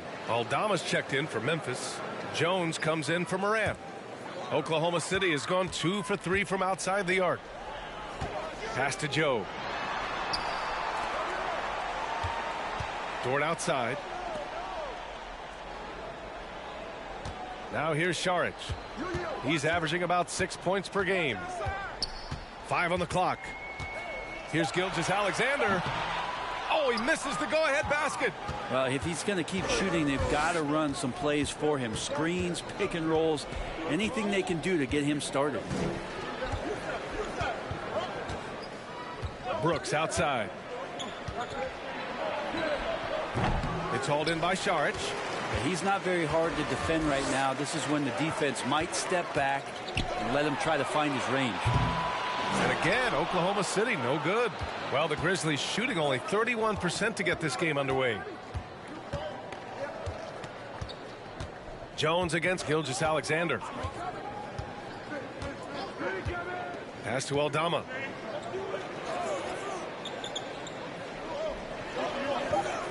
Memphis needs to get off a shot. There's Jackson with the three. Oh, the Grizzlies get it back. The Thunder shooting has not been great early, just 27%. And he throws it down with one hand. And I think Shai Gilgeous-Alexander knows that this is an assist play in the making. Finds the open man. Timeout called. Memphis.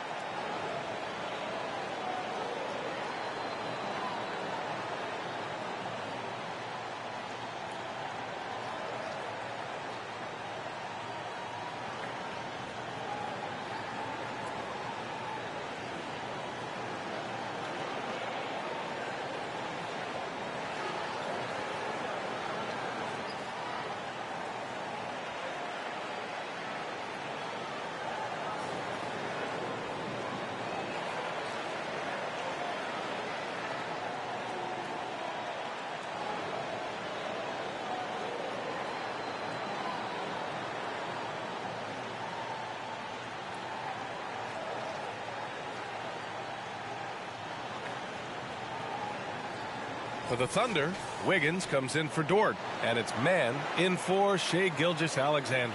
The Grizzlies making a switch here.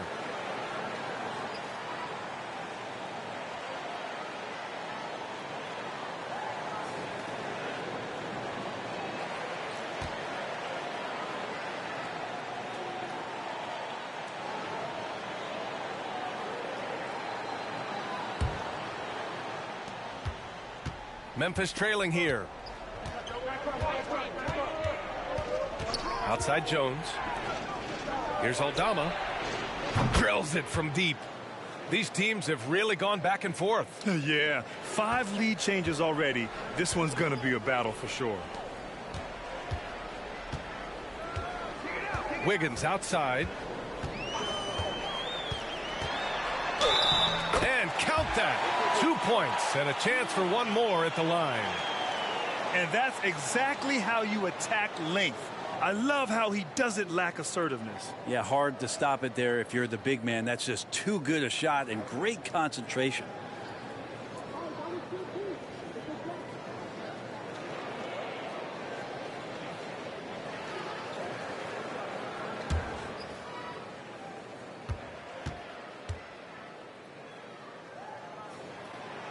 And the free throw, no good. Well, the Grizzlies shooting 33% in the first quarter.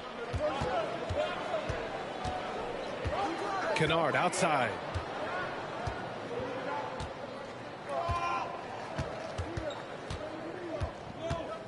There's the triple. Unable to get that one. And Oklahoma City will go the other way with it. Here's Wiggins.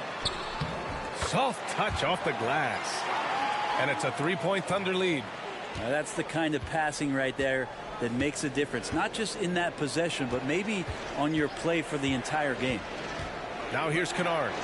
He picked up 12 points in their last win against Denver. And Kennard, well schooled, just keeping his eyes up and making that play. For Oklahoma City, they've got 6 of 14 in so far. Wiggins outside.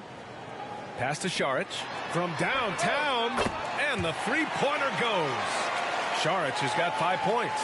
Oh, you gotta love the back and forth. showing real confidence at the arc. Yeah, both teams finding ways to the three-point line and trying to take advantage from distance. Now here's Williams. Boy, he's been patient so far. Nothing yet on the scoreboard. He can't get that one to fall. Oklahoma City has gone 3 for 5 from deep so far in this matchup. Pass to man. There's a screen by Robinson Earl. Man misses. We've got 1:13 left in the first quarter. Outside Jones. Clark with a screen on Wiggins. 6 on the shot clock. So it'll be 2 free throws. He was fouled in the act of shooting. And over the last 10 games, here's a look at the teams that have been putting up the most points. In the third spot, Oklahoma City. This team has been on an absolute tear offensively. It seems like they're able to find a shot every trip down.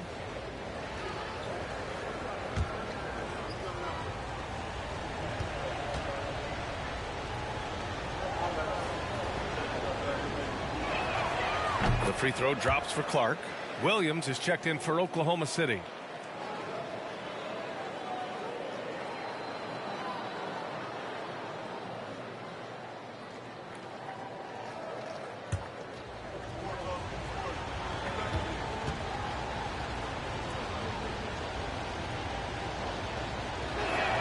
He makes 1 of 2 that time. The Thunder have gone 7 of 16 so far. Here's man. From outside, off the mark. Well, the Grizzlies shooting 33% in the first quarter. Pass to Jones. And he lobs it up top. Oh, Clark with the slam. You could just see how in sync they were there. That's what it takes to pull that off. Outside, Williams. Here's Robinson Earl. Clark covers. Here's man. And so the ball out of bounds. Jones touched it last. And you got to be in awe of incredible defensive efforts like this. What a powerful rejection. He's not wanting them to get an advantage in this competitive game.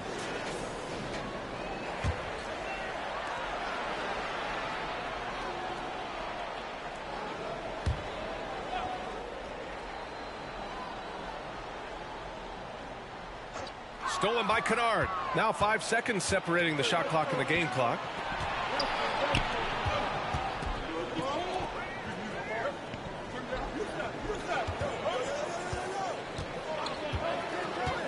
Back to Clark. And another basket for Memphis. Kennard making a good read that time, and he's an underrated playmaker. Here's man. There's the three. The shot no good. And still a close game as the first quarter comes to a close. It's the Grizzlies up 2. Don't go away. We'll be back with the second quarter in just a moment.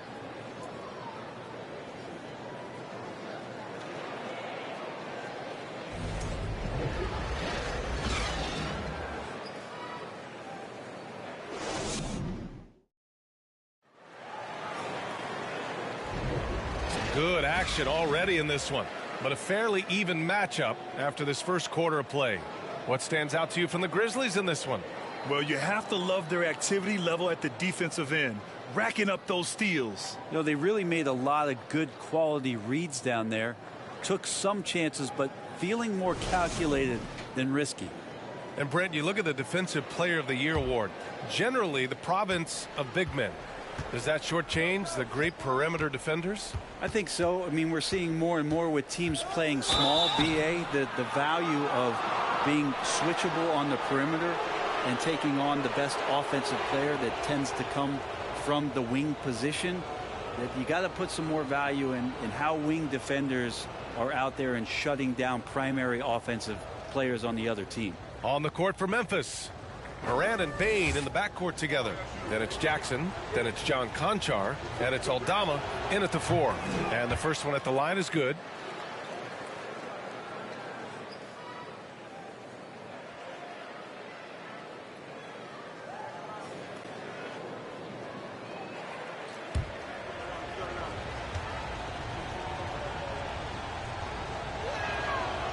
Morant drops them both. Oklahoma City's gotten 3 of their 7 threes to find the net in this matchup. Bain against Giddey. To the middle. Here's Gilgeous-Alexander. Well, he's now 2 for 7 after that bucket. SGA on the inside, a nice finish and a strong one. And that streaking rack attack is the Mobile One drive. And I love the way he played downhill on that drive. Love the attack mentality in a close game. Knocked loose. Bain, the pass to Morant.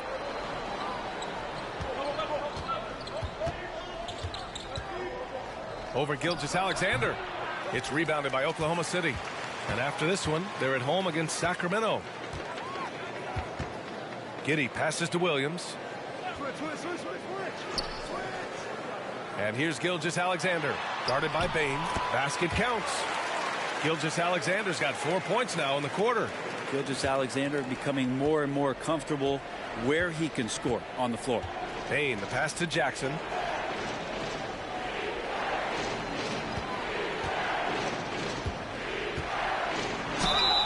And he got the whistle on the way up, so he'll be headed to the line for a pair.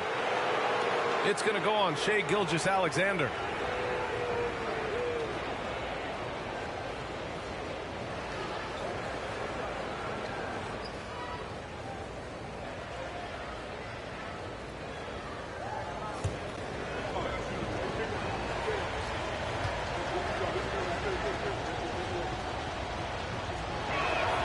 And that one falls for Jackson. Williams is checked in for Williams. And Memphis also making a switch. Tillman's checked in for Aldama.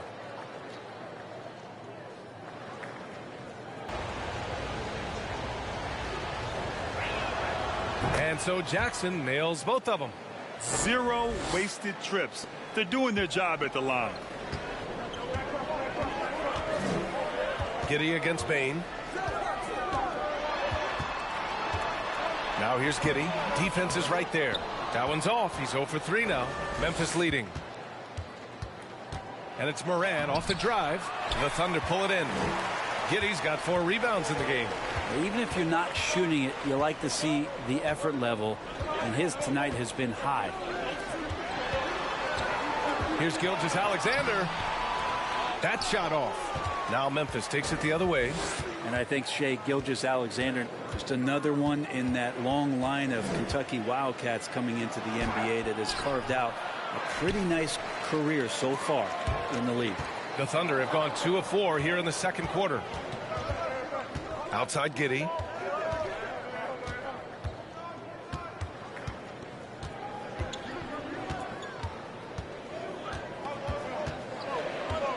Outside Gilgeous-Alexander.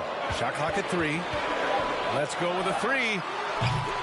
Again, no good by Oklahoma City. It has been fantastic watching Gilgeous-Alexander continue to improve. And I love BA also, along with his improvement, what we've seen in terms of his leadership and responsibility to this team. He shows a very strong work ethic, and this is why a lot of people are still excited about his growth and progress. They're searching for a way to score. Yeah, buckets have been very tough to come by. Bain against Giddey. To the inside. Williams laid it in with a nice touch off the window. They've now had assists on each of their last 3 buckets. Now Morant. Give him 8. Inside. Here's Bain. Outside for Morant. Second shot opportunity. Dort with a steal. It's a one-on-one situation.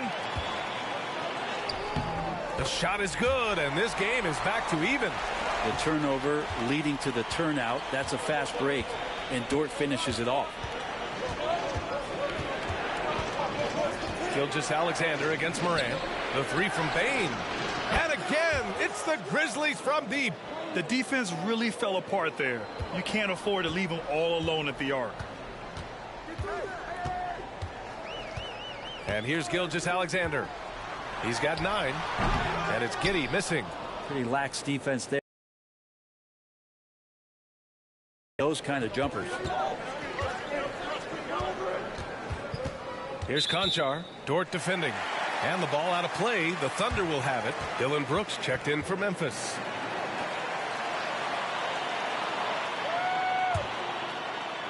Here's Gilgeous-Alexander.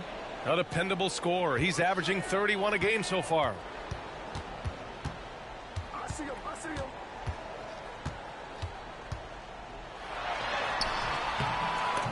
And the rebound goes to the Grizzlies.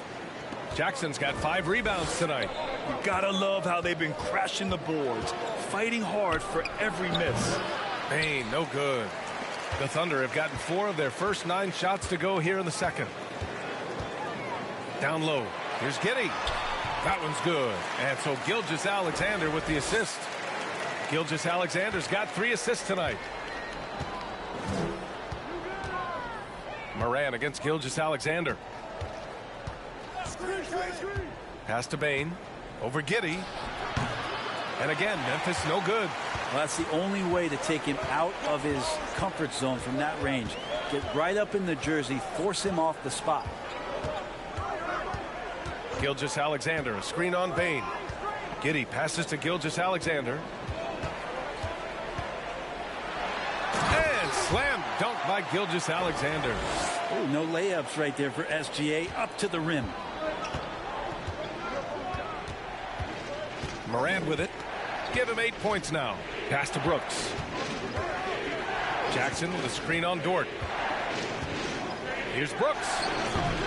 That one off the back iron and out. Thunder with a lead. Giddey passes to Gilgeous-Alexander. Williams against Moran. Back to Gilgeous-Alexander. 6 to shoot. The 3 is up. And it's Tillman with a rebound. Tillman's got 7 rebounds in the game. Pass to Moran. Back to Tillman.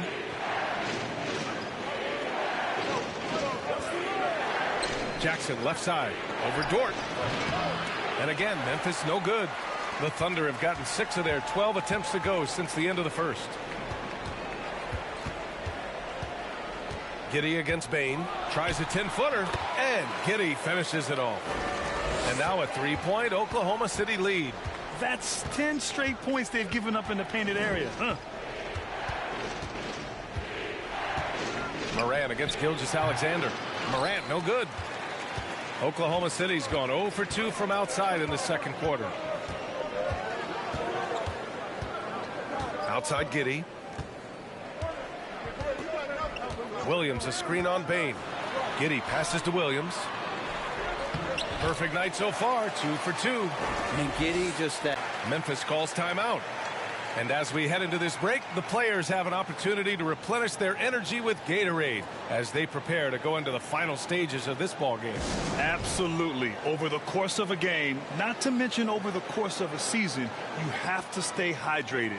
If you don't, it's amazing how much slower your body is to bounce back.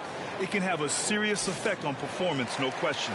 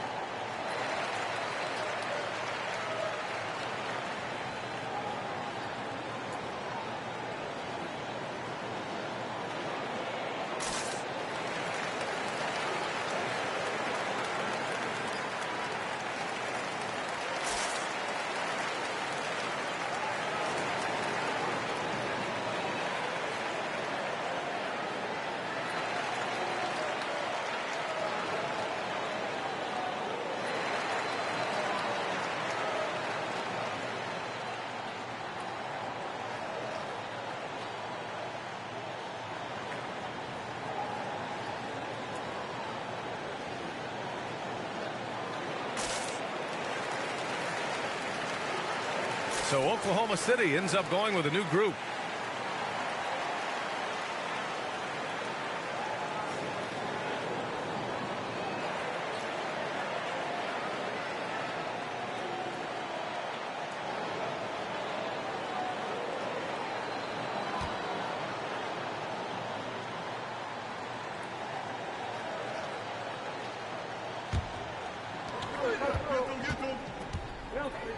Outside Jones. No good. Had a chance to end the run there. Pass to man. Here's Joe. Back to Sharich.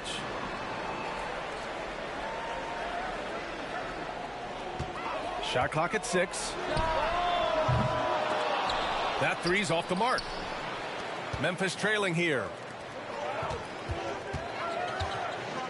Kennard outside. Jones from outside. Counted from distance. Jones has gotten himself going with a triple, his first basket of the game. The Thunder have gone 8 of 15 in the second. Pass to Sharich. Here's Robinson Earl. Clark covers. Here's Mann.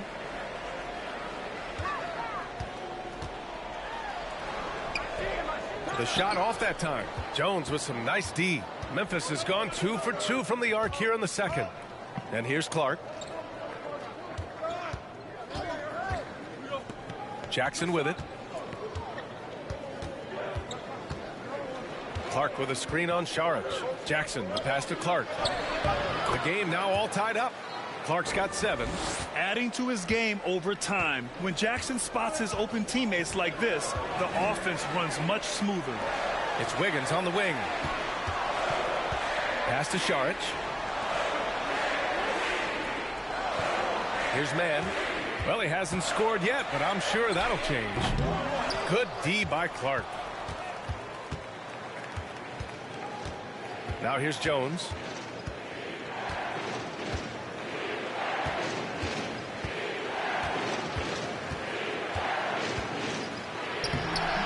Can't get the go-ahead bucket. Oklahoma City has gone 0 for 3 from deep to begin the second. Here's Mann. As far as his production, he's averaging about 8 points per game.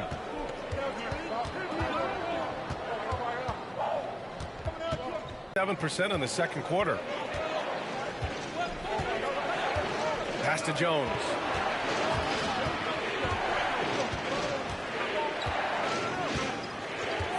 Jackson outside. Puts up a 3. The rebound by Wiggins. Well, we're chipping some orange paint off the rim here, guys. He must be more patient on offense and trying to find ways to penetrate inside and get closer to the rim. Here's Robinson Earl. As far as his production, he's averaging about 8 points per game. Here's Joe. Wiggins for 3. The rebound by Jackson.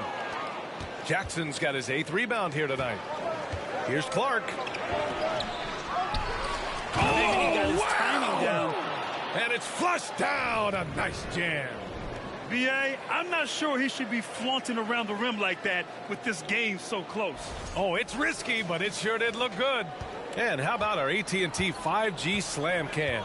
Couldn't have captured that play any better. Now here's Sharich. He's got 5. Looking to end the run. It's rebounded by Memphis. Jackson's got 9 rebounds in the game. Boy, he's getting it done. Clark, no good. Oklahoma City trailing. To the inside. Sharich. Oh, and Jackson with the block. The attention to detail on defense. Jackson reads shooters well and knows when to go for blocks. Brooks from outside. And the rebound goes to the Thunder.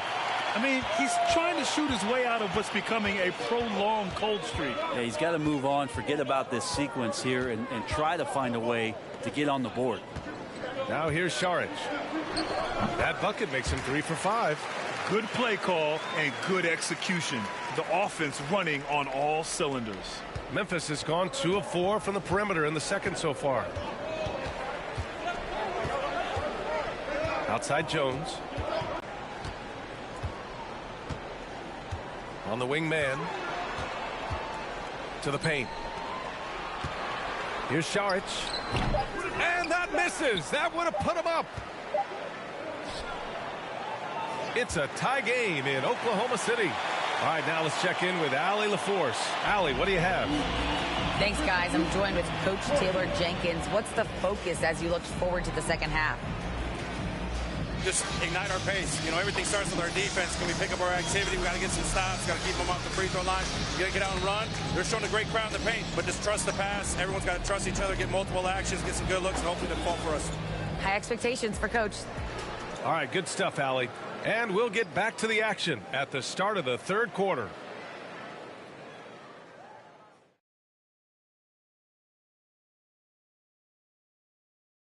Hello, everybody. So far, a fairly even game for the Memphis Grizzlies through the first two quarters. The bench is one of the strengths of this team with some big-time scoring power. They've carried the extra load offensively. And that's an advantage not every team has. And now, your favorite part of this show, for some reason, social media posts. Kenny, Yes. Lynn Baller's question is directed at you. Hey, Jet, what's LeBron got to do to get back into your top 5 all-time list? He is close. He's in it. He's in it now. I think over the year, when he won in the bubble, he jumped to number 5 in my list. He is 5. There's only one answer to that. Beat Kareem Abdul-Jabbar in points. No, that doesn't do it. Points yes, it does. No, it doesn't. Yes, it does. Glad you could join us. Brian Anderson and crew are ready to take it away for the start of the third quarter.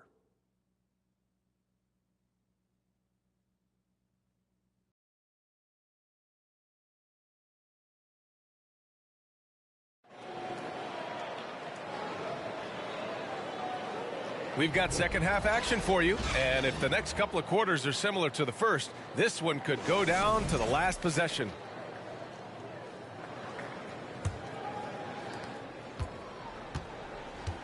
Shea D gives him.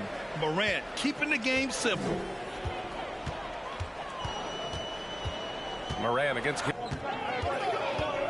Here's Morant. And the rebound goes to the Thunder. Williams has got his 6th rebound on the night. Tipped away. And a bit of a battle for the ball. And the officials signal a jump ball here.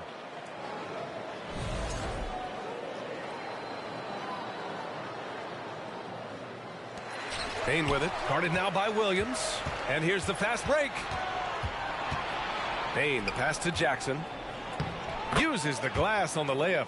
11 points in the game.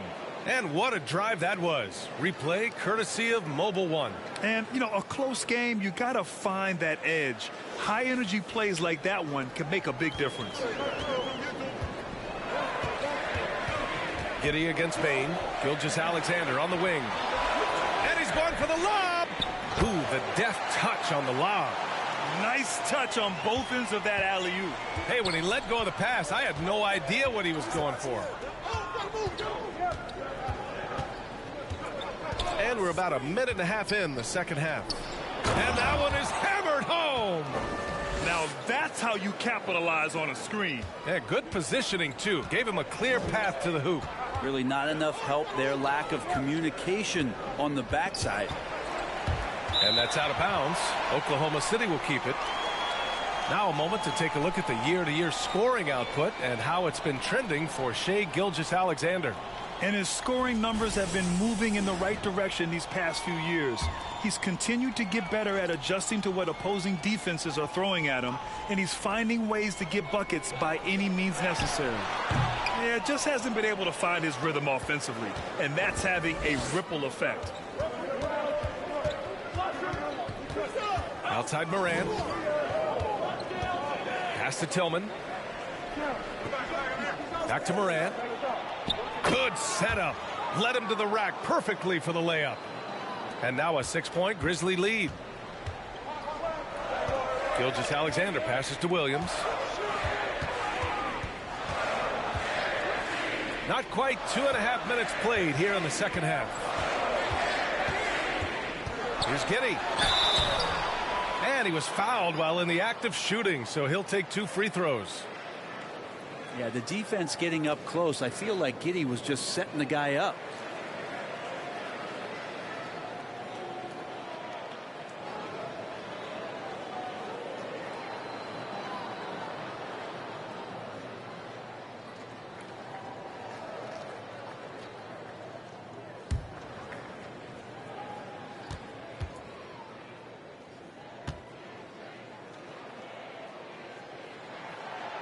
That free throw misses.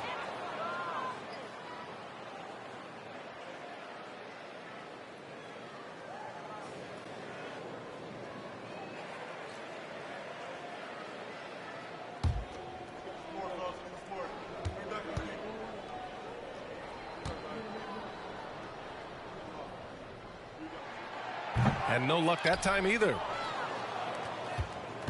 The Grizzlies have gotten 4 of their first 5 shots to go since the break. Pass to Morant.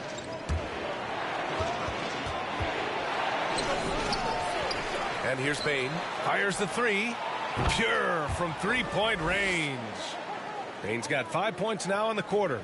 Seems like they've lost their defensive focus here in the second half, giving up way too much shuttle. And Gilgeous-Alexander, here we go.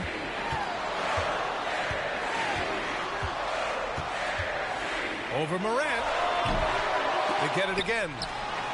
Outside Giddey to end the run. The rebound by Jackson. Jackson's. And they just continue to dominate the boards. And they pick up 2. And now it's an 11-point Grizzly lead. The D hasn't been quick enough to react to the ball inside. That's helped cause this run. Right side, Williams. Pass to Giddey. Uses the glass to finish the layup. Giddey's got 7 points. Not afraid to try his luck down there. Giddey on the interior. Now Morant. 14 points for him.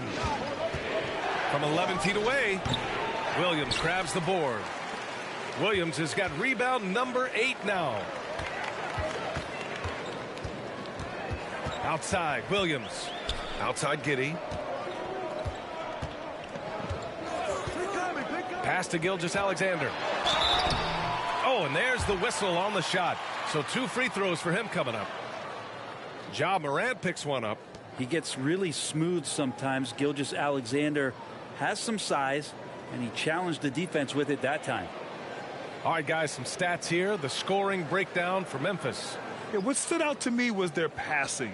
They moved the ball effortlessly and have been able to find those holes in the defense. And there's another thing going on right now for them that has to get their confidence up, and that's the 3-ball. I mean, it's been falling for them, and they're locked in, and with that outside shot going, that's a big difference maker. And the Thunder making a change here.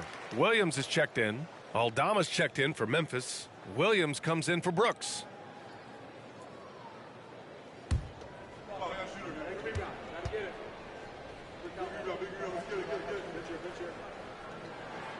Both free throws good from Gilgeous-Alexander. Such a long and versatile guard that possesses a very intriguing and exciting skill set. Gilgeous-Alexander, lots of room to grow. Now here's Bane. Give him 8. Over Giddey. Here's Tillman. Lays it up and banks it in. I just love the ball movement. The Thunder have got just 2 of 6 in the second half. Pass to Williams.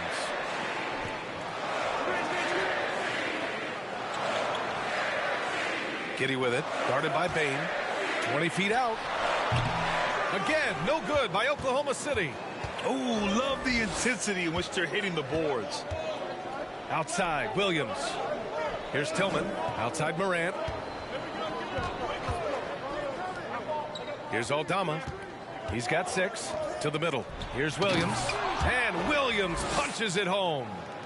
Oh, nice one-handed jam there, B.A. Hey, little exclamation point. And for Oklahoma City, they're shooting just 37% in the game. Gilgeous-Alexander on the wing. Hounded by Morant. And here's Gilgeous-Alexander. He's got 13. Yep, that one goes. Gilgeous-Alexander's got 15. And Gilgeous-Alexander is such a tough cover for opposing guards, especially at his size. Gilgeous-Alexander against Morant. And again, it's the Grizzlies from deep. In the first half, they shot a little over 30% from the field. But since the break, they've really managed to improve in that area. Outside, Williams. Giddey passes to Williams. And so he draws the foul, headed to the line to shoot a pair. And here are the most accurate point guards in the NBA this season when it comes to field goal percentage. Second is Shai Gilgeous-Alexander. They're just some fantastic shooters on that list. You love point guards who have great touch as well as the patience to wait for good looks. Well, it's about taking smart shots and playing with great control. And that smart shot selection coupled with tremendous pure shooting, that's got them on the top of the list. Joe's checked in for Oklahoma City. Mann comes in for Gilgeous-Alexander.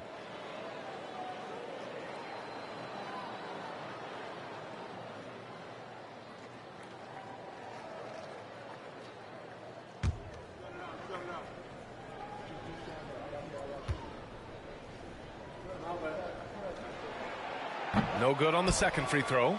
You have to credit their effort. I mean, they've done an amazing job on the glass. Jones with the ball, providing this team some offensive stability. A little over 10 points a game. Here's Mann. Now here's Williams. And a foul called on the way up. So he'll take 2 from the free throw line. That's on Brandon Clark. The defense there doing whatever they can to protect the rim.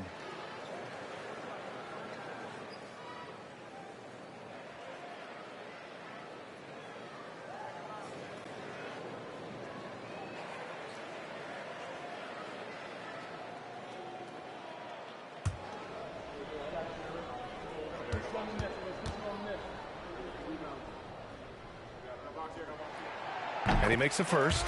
Saric checks in for Oklahoma City.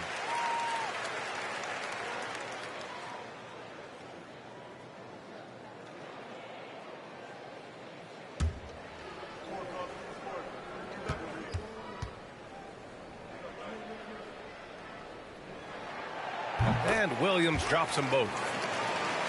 Here's Jones.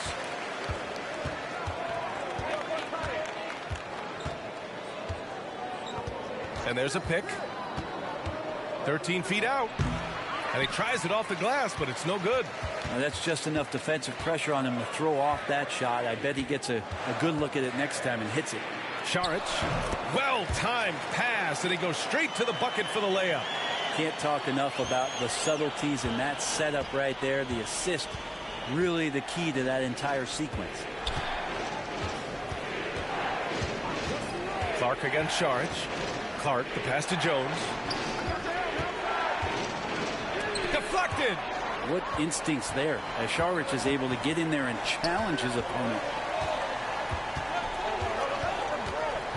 Williams in the post, defended by Jones. Williams' shot is good. And his fantastic performance from the last game has carried over to tonight. Yeah, the coach pretty smart for zoning in on him and giving him opportunities to stay with that confident play. Now here's Jones. Pass to Clark. Ooh, coming through again, shooting 5 for 7 now. Yeah, that play never gets old. The pick and roll will still be an offensive staple 100 years from now. Trust me. Outside, Williams. Saric a screen. Williams into the lane. And it goes out of bounds. Last touch by Williams. I'm not sure what happened there. You just can't give away possessions in this league. A different look for Oklahoma City. Robinson Earls checked in for Williams. And it's Wiggins in for Dort. Now Jones. Pass to Aldama. Clark with a screen on Saric. Down to 5 on the shot clock. And here's Clark. And he's going to the line for 2. The official saw contact while he was going up.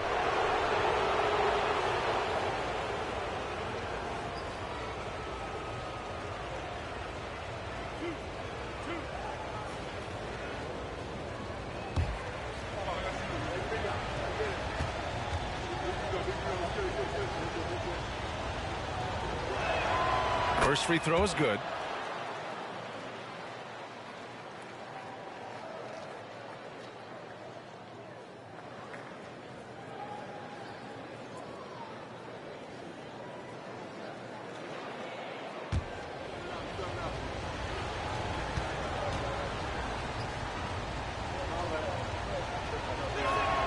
And he makes the first but misses the second. The Thunder have gotten 5 of 10 shots to go. Inside. And the layup falls. Šarić has got 11 points. They're finding ways to get the ball into the paint. 5 consecutive buckets. Jones, the pass to Williams.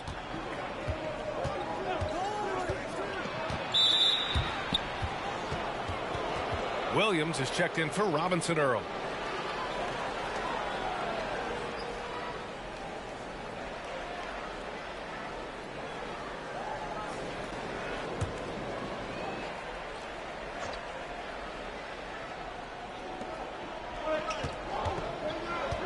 Outside Jones. 6 to shoot. Here's Aldama. No good on the 3. The Thunder have gotten 6 of 11 attempts to fall so far in the third. Here's Mann. And Clark with a block. And they get it back. Memphis has gone 2 of 3 from outside so far in the third quarter.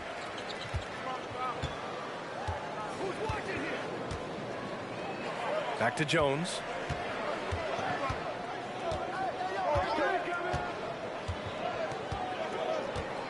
Clark with a screen on Šarić. Jones from outside. No one covering. Williams has got his second basket of the night. Their long-range shooting since halftime has been as strong as you could hope for. Here's Mann. Now quiet so far offensively, searching for his first points of the game. Yeah, this has been a night where you can look at his shooting and his performance, and it's affected the team. That's the bottom line. Now here's Jones. 10-point lead. Williams from long range. Connects from downtown. Williams has got 8 here in this quarter. This defense just can't stay connected to shooters. Offensively, it's been a struggle for him. Yeah, they need to string together some shots to have any kind of chance. Pass to Mann. Looking to get it going. And the layup is up and in. Now, he's too good a finisher to blow that kind of chance, but that's going to be a wake-up call to the defense. And here's Jones. Again, the Grizzlies. Good for 2 more. And maybe they made some adjustments at the half. I mean, they're finally executing offensively. Pass to Šarić. Williams in the post. Working on Clark. It's Wiggins on the wing. Sinks it from distance. Wiggins got 7 points in the game. That's nice vision there. You see that pass, you make the feed before the defense has a chance to react, and that opens up a much better opportunity to score. Here's Aldama. He's got 6, and there's the foul. It'll go on Tyus Jones. That's his first foul of the game. And great job to establish position and square up. And the Grizzlies with some changes. Jaren Jackson, he's checked in for Aldama. Brooks comes in for Conchar. And it's Kennard in for Williams. For Oklahoma City, they've gone 50% from the field in the third quarter. 8 of 16. Here's Mann, defended by Jones. Šarić a screen. Here's Mann.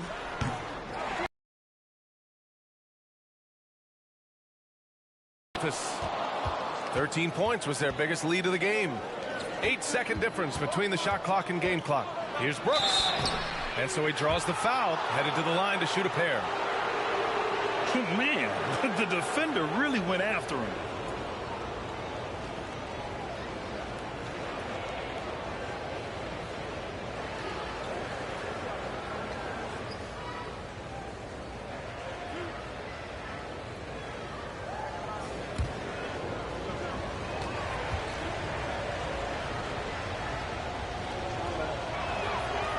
First one falls, and the Thunder making a change here. Williams is checked in.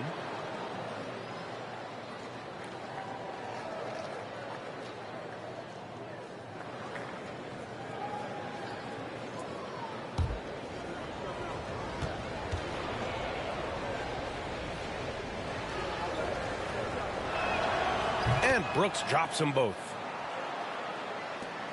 23 seconds left in the third quarter. Here's Mann. Pass to Joe. To the middle.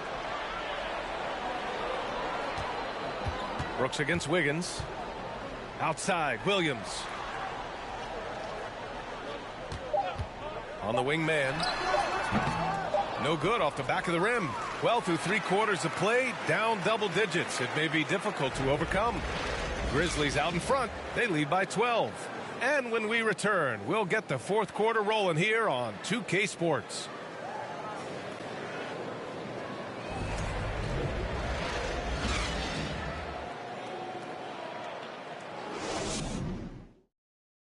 And while we have a chance, let's go to our State Farm assist of the game. And the winner today coming from an unlikely position. It's the big fella with the sweetest pass of the day. You know, anytime a guy's in the post and the teammates know he's unselfish, great player movement can create an opportunity just like that.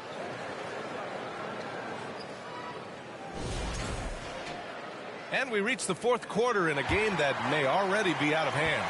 The Thunder shooting just under 40% from the field. On the court for Memphis to start the 4th.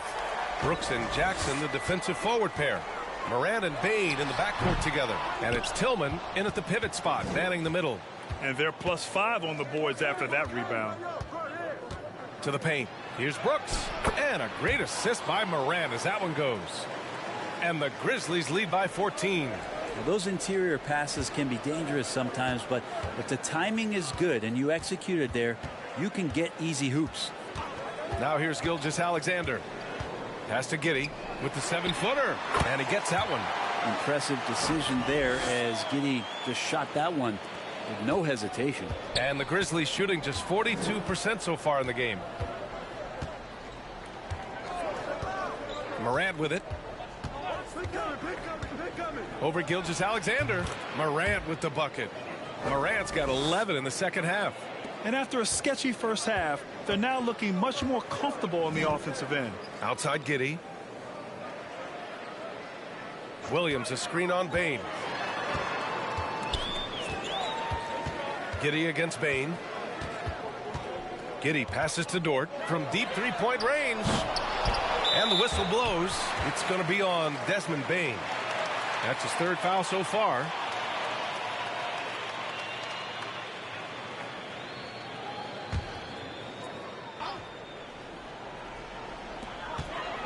Here's Gilgeous-Alexander. Oh, and there's the whistle on the shot. So 2 free throws for him coming up. Gilgeous-Alexander coming at you in a lot of ways right now, so a thorn in the defensive side.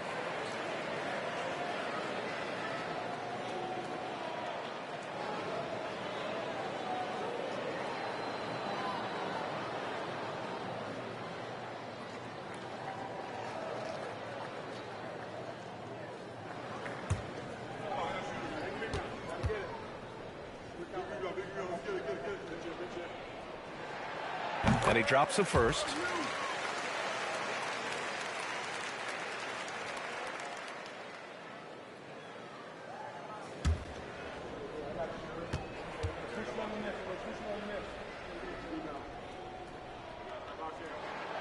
Both free throws good from Gilgeous-Alexander. 4th quarter now. We're about a minute and a half in. Gilgeous-Alexander against Morant.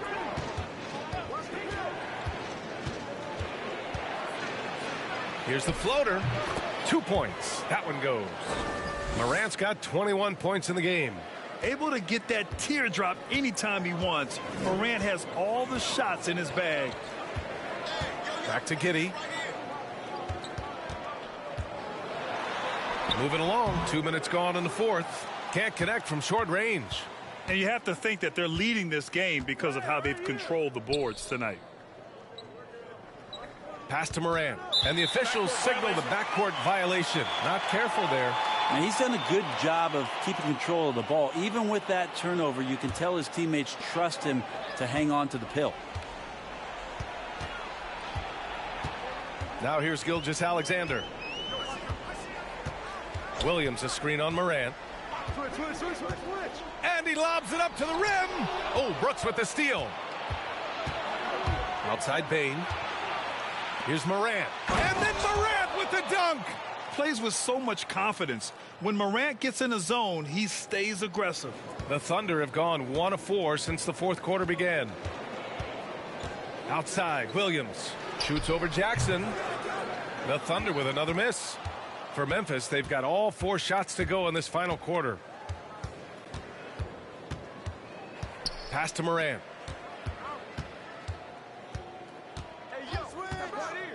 Jackson outside. Fires the 3. Dort grabs the miss. You know, he's usually very reliable from out there, but tonight it's just not going down. Here's Gilgeous-Alexander. Can't get it to drop. And the Grizzlies going the other way now. Up top, Brooks. Dort defending.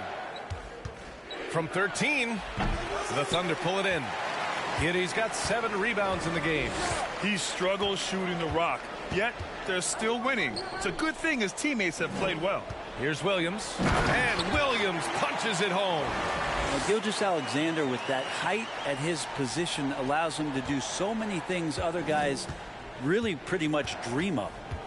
Now here's Morant. Outside Bane from behind the arc. Good, and the setup by Morant. Morant's got 4 assists now tonight. Their strategy has been pretty simple here in the second half. Attack from three-point range. Maybe trying to find a little bit more space and ball movement to get guys open at the three-point line. Now a timeout called by Oklahoma City.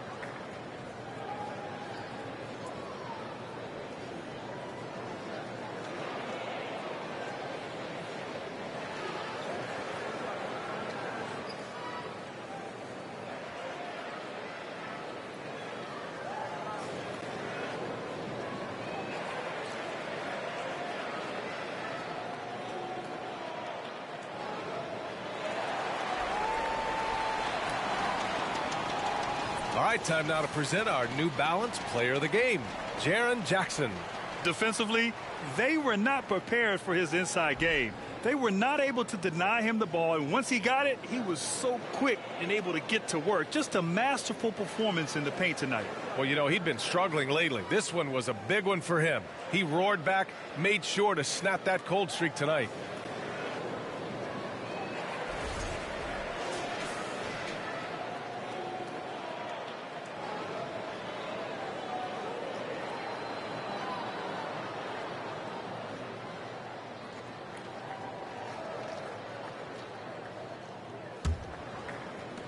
The Thunder have gone 2 for 7 from the field here in the fourth. Not great. Williams a screen on Morant. Here's Gilgeous-Alexander, and the basket is good. Gilgeous-Alexander's got 4 points in the quarter. And more, Gilgeous-Alexander gaining in strength and confidence to get on the interior and make something happen. Outside Morant.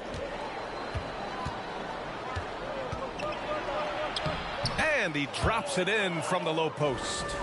Morant's got 25 points. When the player gets a feel for that floater, it can really make things tough on defenders. You're just not sure how to guard him and where your point of commitment is. And count the basket. He was fouled, and he's going to the line for one more. Saric checks in for Oklahoma City.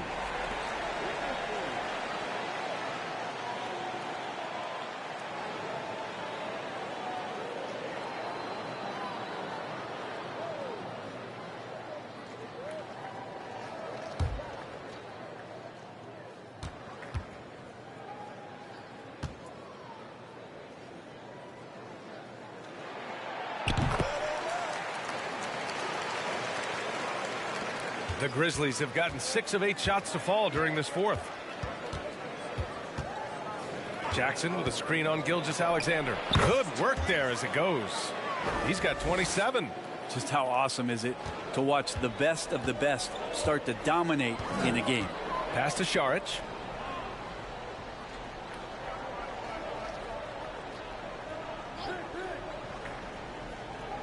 Back to Gilgeous-Alexander. 6 on the shot clock. Now here's Giddey. From deep. Brooks with the rebound. Brooks has got his 4th rebound in this one. Outside Bane. Back to Brooks. Jackson outside. Pass to Tillman. Now Morant. Tillman with a screen. And it's Morant missing. Oklahoma City's gone 0 for 2 from outside here in the 4th quarter. Saric, a screen on Bane. Giddey passes to Dort. The three-pointer off the mark. He had more than enough room to hit that. Just couldn't make it happen. To the wing on the left. Morant with it. Picked up by Saric. Oh, and he got fouled on his way up. He'll head to the line to shoot 2. And here's the schedule for the Memphis Grizzlies. On Tuesday, they'll face off against Anthony Davis and the Los Angeles Lakers. Then on Wednesday, they'll start out on the road to play the Rockets in Houston. What a great opportunity for this team to take a step forward. They have some tough road games coming up, and that kind of stretch can bring a team together. Winning some of these games would be huge for their overall confidence. He's off on the first.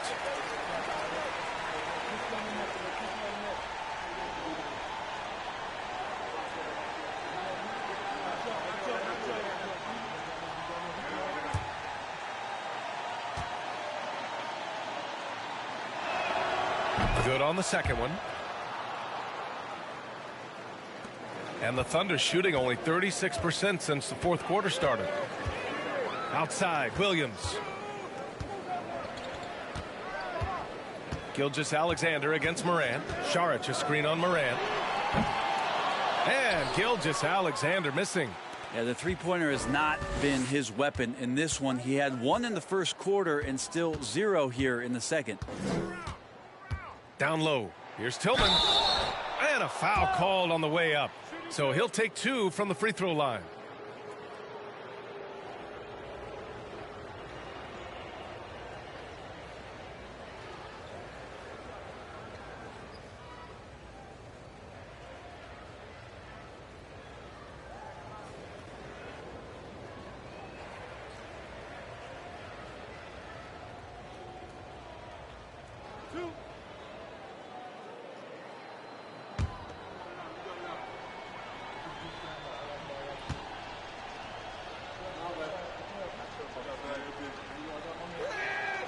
First free throw is good.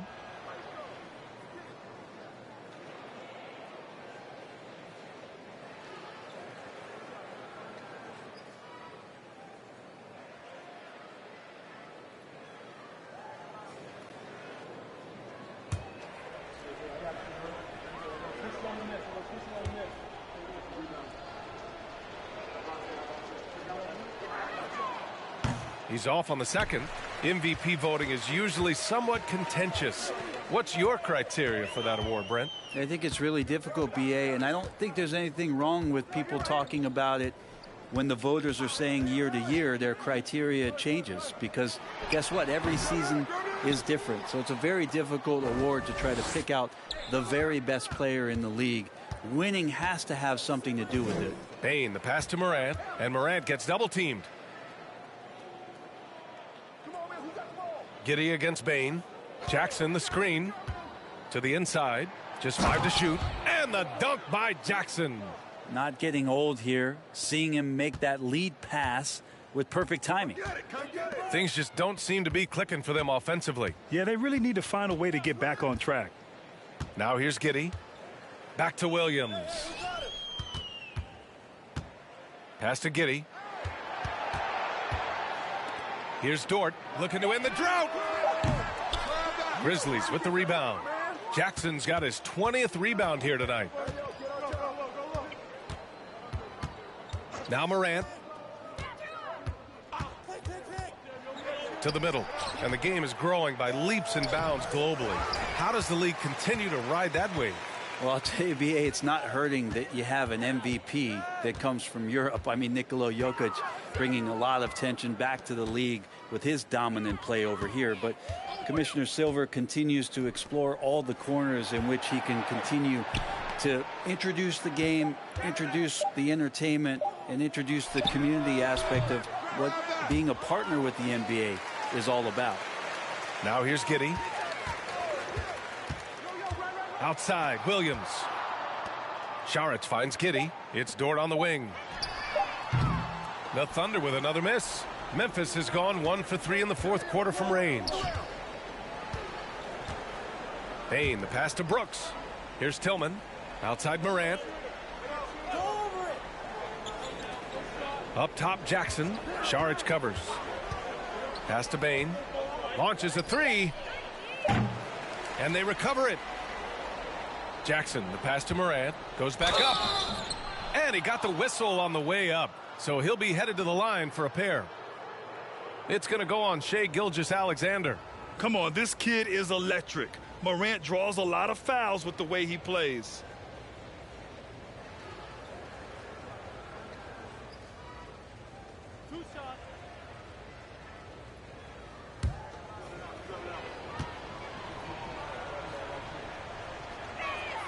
First one falls for him. Williams is checked in for Saric.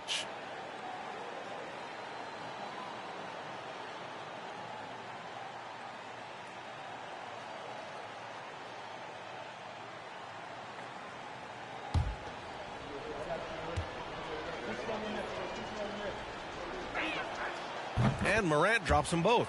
And Grant, as NBA players start to have more of a platform, we still hear those who say shut up and dribble. What are your thoughts about this? I think it's silly and it's unfortunate. And if you don't like it, then change the channel. But players today, matter of fact, everybody today has a voice through their social media channels. And it just so happens that NBA players have large platforms that reach people all over the world. Yeah, don't expect the players to be anything other than themselves. Inside, here's Bane. And a great assist by Morant as that one goes. Morant's got 5 assists in the game. And here's Gilgeous-Alexander. Pass to Giddey. And here's Gilgeous-Alexander. To halt the run. And you can count it. He'll go to the line with a chance at a three-point play. Coaches love Gilgeous-Alexander, and the way that he's working, he's refusing to give in against that kind of airtight defense.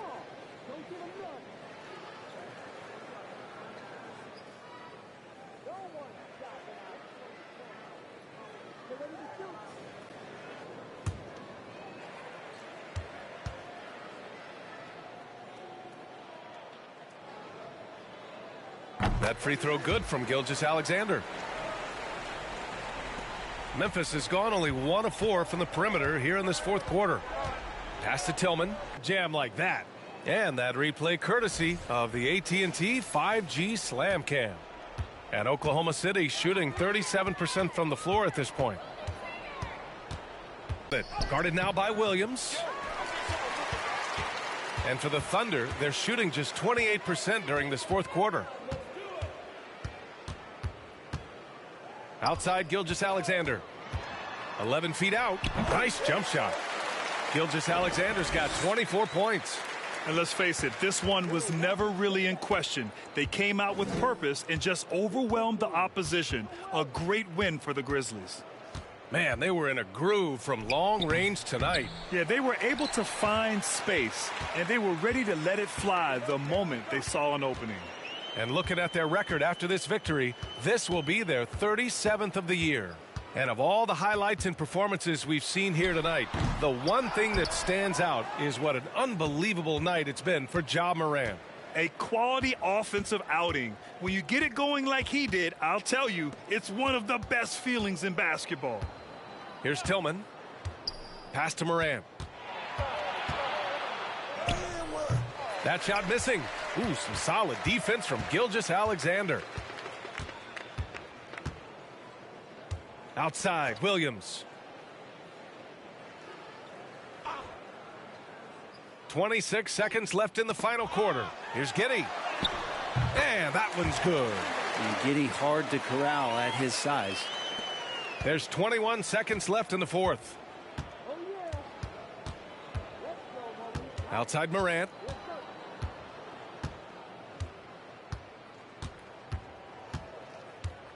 I got you, man. Hey, don't let him go left. And so Memphis takes this one by a big margin. A statement road victory. So impressive. Statement indeed, B.A. It was in enemy territory, but they controlled the game and took the crowd completely out of it. That's how you win on the road. And now let's check in with Allie LaForce with the player of the game. Allie. Jaron, you've shown yourself to be an impact player at both ends of the floor. But is defense where it starts? Yeah, you know, the talking keeps me active, just being able to move my feet, being able to stay low on defense, you know, all those things keep you engaged. And when you do those things, you can make a big impact as the anchor of the team. And, you know, everybody else, they take pride in defense. So if I'm working with everybody else, it's great. Thanks, Jaron. Congrats on your success. Thanks, Allie. Great interview once again. And that'll do it, folks. For Brent Barry, Allie LaForce, and Grant Hill, this is Brian Anderson thanking you for tuning in. We'll see you later.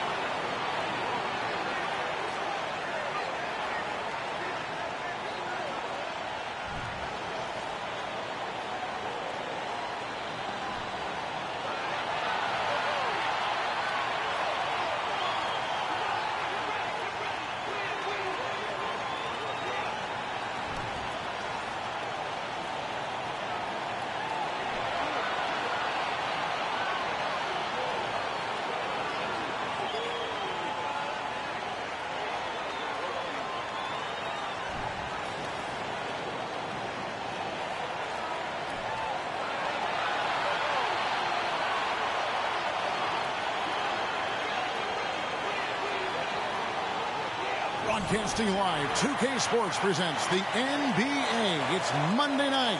Kevin Harlan here, and I'm joined by Greg Anthony and Clark Kellogg with David Aldridge on our sideline. DA, it's all yours.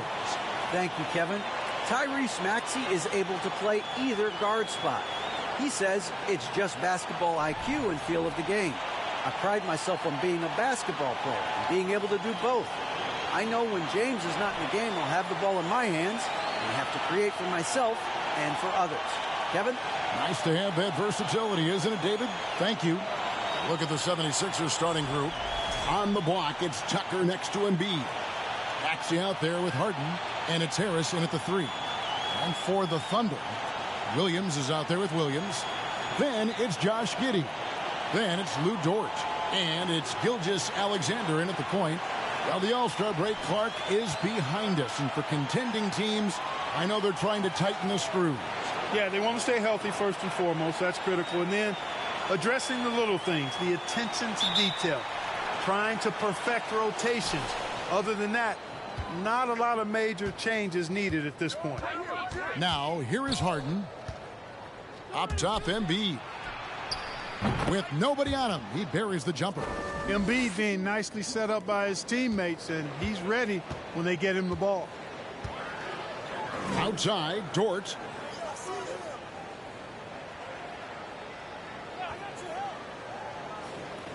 Back to Williams. From the arc. Gets the three-pointer to fall. Well, Dort makes the smart play there. He spots a wide-open shooter and just gets him the ball. Pass to Embiid. Maxey with it. His last outing, he had 8 points. With the fadeaway. That one a tad offline to the right, but drops in for him. Embiid's got his second bucket of the night. Gilgeous-Alexander kicks to Giddey. And just over a minute played here in the start of the game. Williams trying to break free, and Giddey gets it to go. And once he got to the 10, I think he was surprised to find himself that wide open. Well, this early, they should be showing a lot more energy on defense. It's not there. And that outstanding drive and finish brought to you by Mobile One.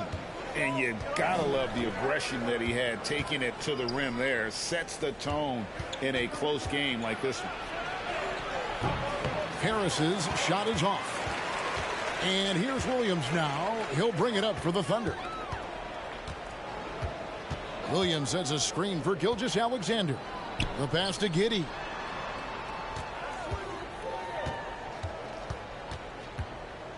Six on the shot clock. Williams sets a screen for Giddey. No good there. And he rushed that one, no doubt about it. The D out of position, you could see the frustration on his face. Pass to Embiid.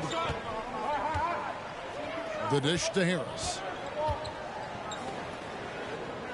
Good ball movement here by the 76ers.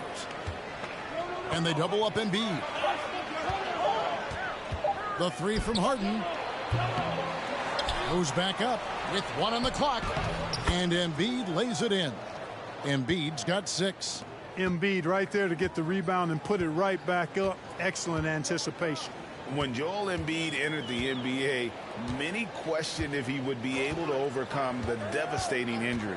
Well, you know, he didn't play his first 2 years in the league. Those questions were fair to ask. I mean, is this guy ever going to get on the court? But once he did, oh my, a monster. I've not seen a big guy do the stuff Joel Embiid can do. It's actually insane.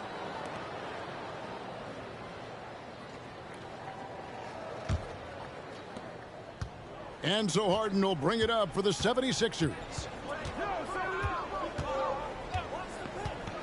We're about 3 minutes into this first quarter.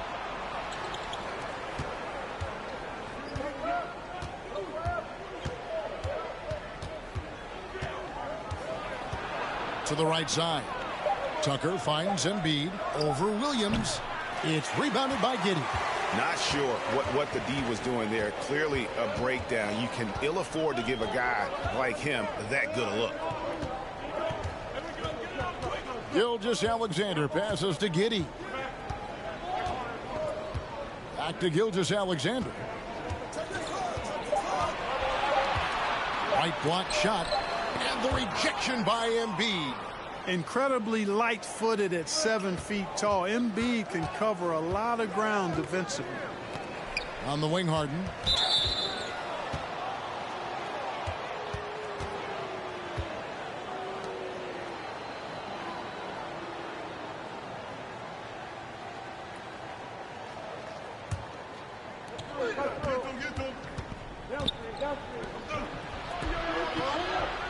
Embiid with a screen on George. Harris with it. Williams picks him up. Clock at 4. He hits the back iron and sinks the shot. Much respect to Tobias Harris. I mean, his touch has gotten better and better, and it seems to be the case every season. Dort kicks to Gilgeous-Alexander.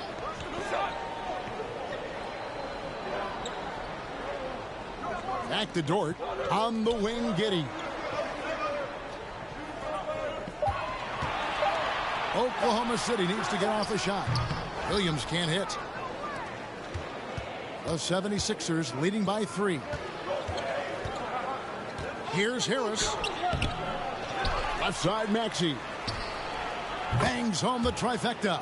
Yeah, that's good vision from Harris. I mean, he draws so much attention himself, so he's become a capable passer. And first time of the game called for Oklahoma City. Well, certainly, Clark, the 76ers, the past few seasons, have given their fans plenty to feel good about. Yeah, and you know, those Philly fans are really hard to please. They have great expectations and knowledge to go along with it. But you're right. I mean, it's been much easier to look on the bright side in Philly recently. The talent and results have been trending up in recent years.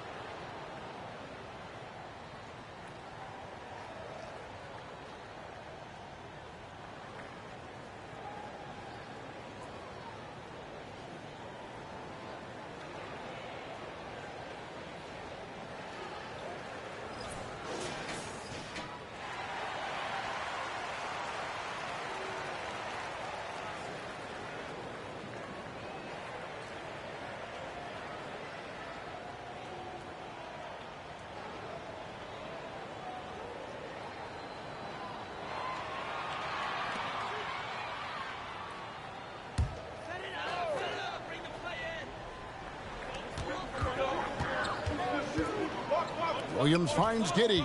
And here is Williams. Oklahoma City moving it around. Williams sets a screen for Gilgeous-Alexander. Dort wide open. The Thunder with another miss. Philadelphia leading by 6. Harden looking it over. Feeds it to Embiid. And the dunk by Embiid. You know, Harden's done a nice job really increasing his playmaking over the last few years and excels at finding teammates. Gilgeous-Alexander against Harden. Outside, Gilgeous-Alexander. Down to 5 on the shot clock. And foul on the shot. He'll shoot 2 at the free throw line. It's going to be on James Harden. And this young man, a rising scorer who continues to improve. Gilgeous-Alexander may soon be the focal point of every opponent's scouting report.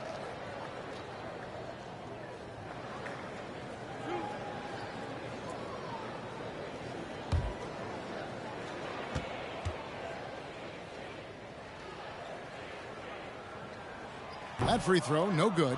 You know, one thing, Greg, the Thunder have done a great job of drafting international players. Players like Serge Ibaka, Steven Adams in the past, a few good ones on this current roster as well. Credit the OKC scouts for just finding guys all over the world.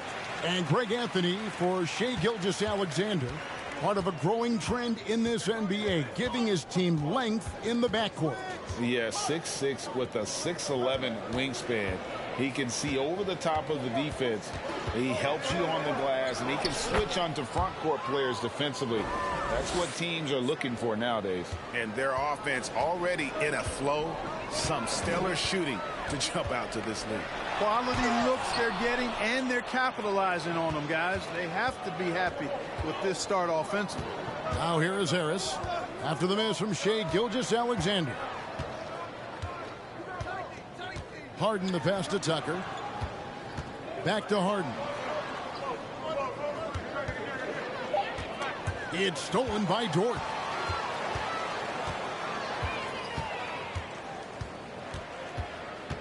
Passes it to Giddey. He kicks to Williams. Dort passes to Gilgeous-Alexander. Williams a screen on Harden. Here's Gilgeous-Alexander. Knocks down the step-back Jay. Largely because of that length, Gilgeous-Alexander feeling confident attacking inside. The deep three from Harden. And he can't extend the lead to double digits. And that was a little bit of a range check for him. You know, guys, I think he's got confidence to shoot it from anywhere, but he could have gotten a better one than that. Now, here is Harden. Still looking for his first bucket in this one. Pass to Maxey. Embiid sets the pick for Maxey. Behind the back and lays it in. You know, he didn't need to make the layup complicated. I mean, it's not a trick shot contest, but he decided to go for a little extra flavor on that one. Time called here. The Thunder decide to talk it over.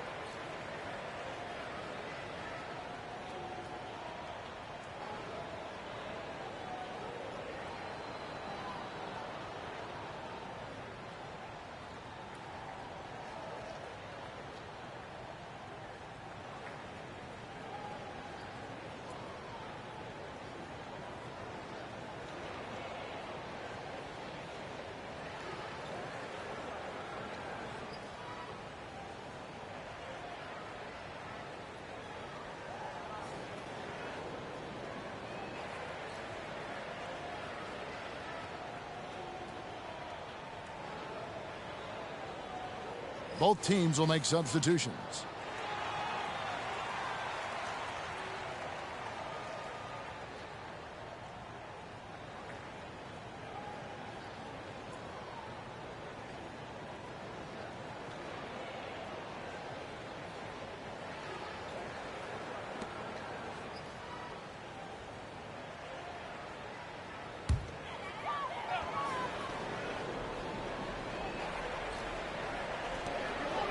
Now the pass to Joe.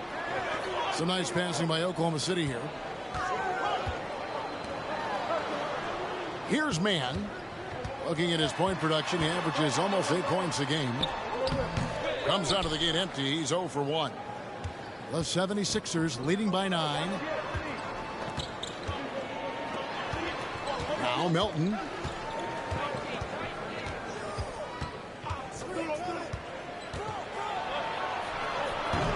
That shot off the mark. Now Oklahoma City takes it the other way.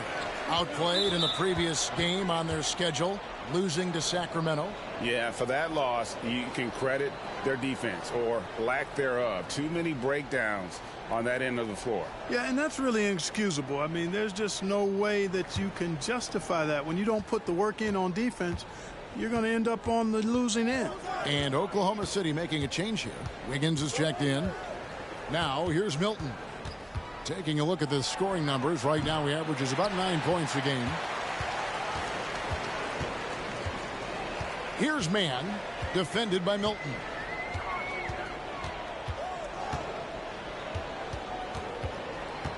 Kicks it out to Wiggins. And the Thunder can't hang on to the ball. No clue where that pass was going. That is a brutal turnover. George Niang, he's checked in for Philadelphia.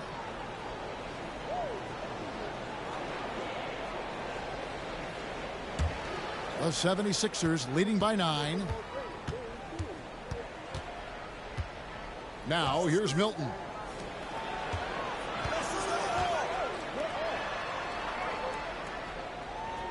Picked by Harrell. 8 feet away.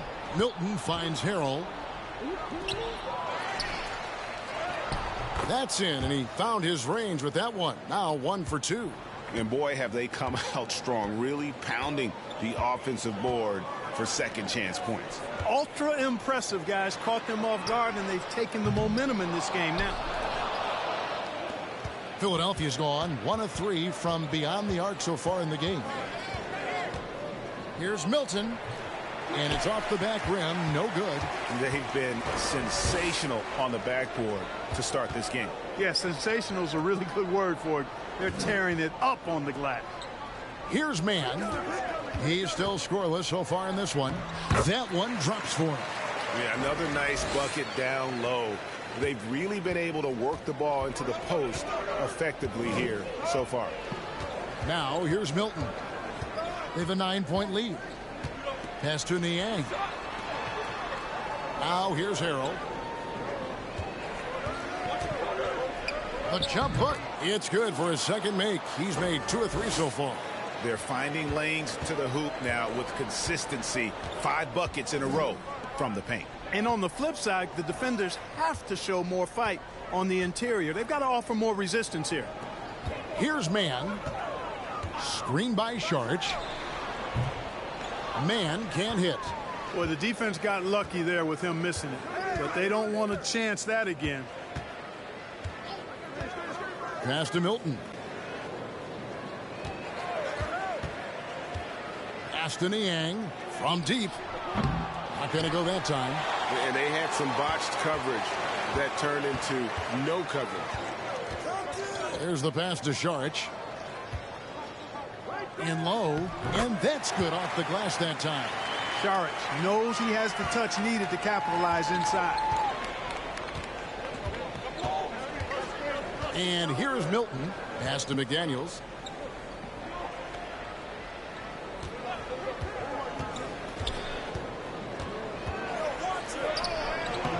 And with the rebound. That's a surprise. I mean, really out of character for him to miss when the defense is not right up on him. They blow the whistle just as he gets it off. That's 2 points with a chance for another one at the stripe. Hey, you know what? Even when you hit Saric, I mean, he figures out a way to score anyway. And this is his first trip to the line tonight.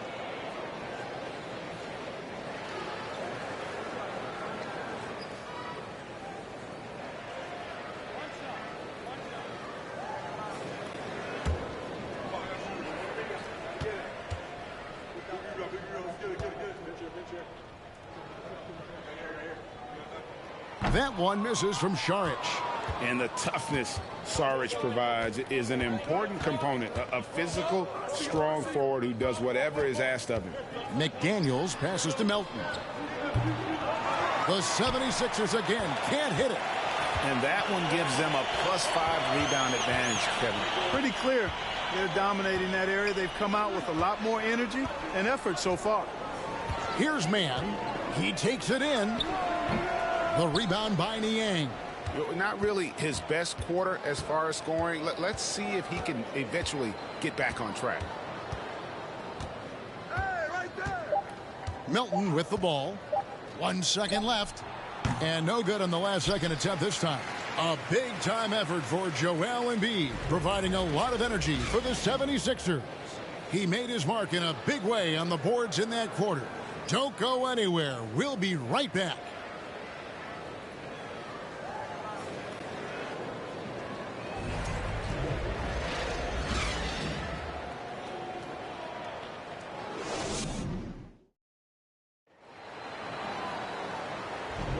And for those of you just tuning in, the second quarter of action is where we're at right now. And what stands out to you guys from the 76ers in this one? Aggressive at running guys to the backboard. You could tell it was part of their game plan coming in. Yeah, and you know, when a team establishes an edge on the glass early, it really sets things up for the rest of the game. Clark, just a few years ago, we saw a lot of teams toying with small ball lineups. But I think you'd agree, unquestionably, big men are back. You know, Kevin, I would agree, because simply when you look at it, there are a lot of really high-quality big guys that can do it inside and out. And so going small is a less frequent approach at this point, and it's one that poses a lot of challenges in my mind. So to begin the second quarter for the Philadelphia 76ers, on the block, it's Tucker next to Embiid. Harden out there with Tyrese Maxey. And it's Harris in at the 3, the small forward. And the whistle blows as the basket counts, and a three-point play chance right here. One free throw coming up. Well, Greg, what can you say about Joel Embiid's growth from a leadership perspective? Pretty impressive, isn't it? Tremendous, Kevin. Carrying the Sixers with everything they went through, even though he came in second in MVP voting 2 years in a row, no player more important to his team than Joel Embiid.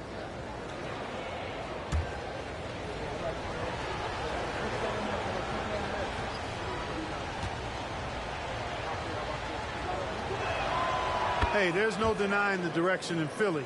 They want to win now. The Sixers have an attitude coming from their front office that they want to get it done now, and I like seeing that. Now, here's Gilgeous-Alexander. Passes to Dort.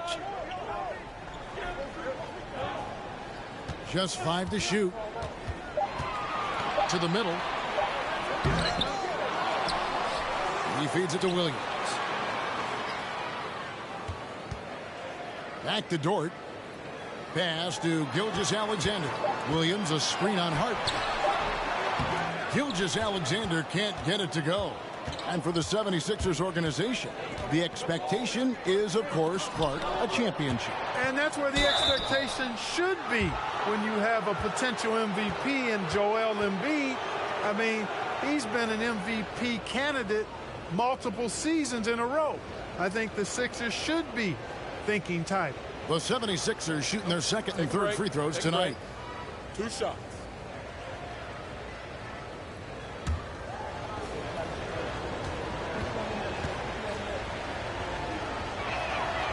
He's off on the first. Boy, if you had the word grinder in the dictionary, P.J. Tucker might be right next to it. His energy and effort and selflessness, contagious.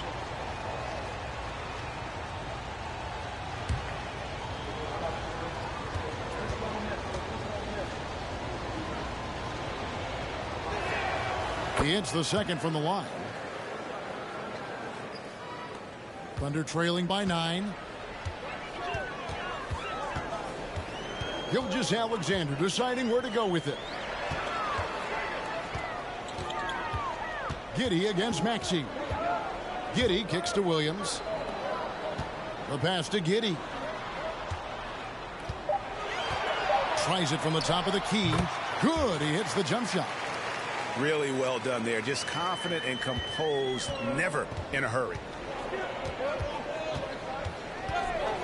Gilgeous-Alexander against Harden. For three, Harris. They get it again. Embiid. It's good. Now he's shooting 6 for 7.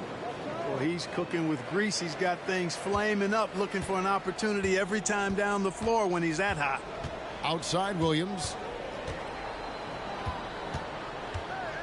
Outside, Gilgeous-Alexander launches a three, knocks down the 3-ball. Gilgeous-Alexander's got 6. A confident shooter from deep. When you give Gilgeous-Alexander space to pull the trigger, he's not going to hesitate. He muscles it in through the contact, and they call the foul. He's on his way to the free throw line. Well, we've seen that movie a few times, haven't we? An easy bucket in the paint. Well, listless and lifeless at the defensive end. I mean, especially inside. They've really got to pick up that interior defense.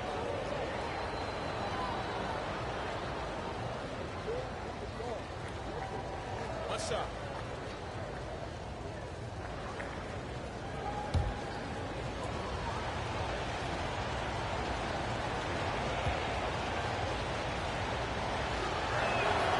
And guys, James Harden continues to be one of the most dominant offensive forces.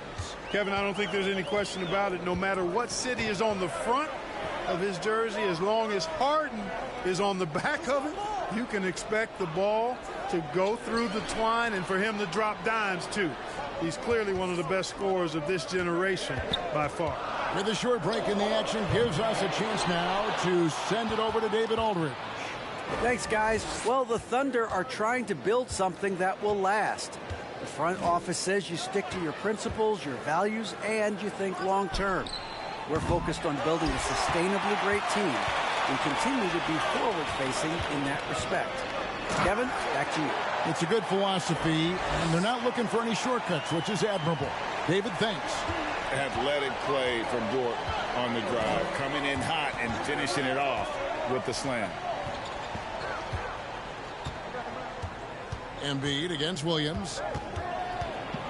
From 10 feet out, good on the shot. Embiid's got 7 points for the quarter. You know, every year Embiid seems to kick his scoring up just a notch. I think he realizes how dominant he can be. Gilgeous-Alexander sets the screen for Giddey. Harden against Gilgeous-Alexander. Back to Giddey. That 3 off the mark.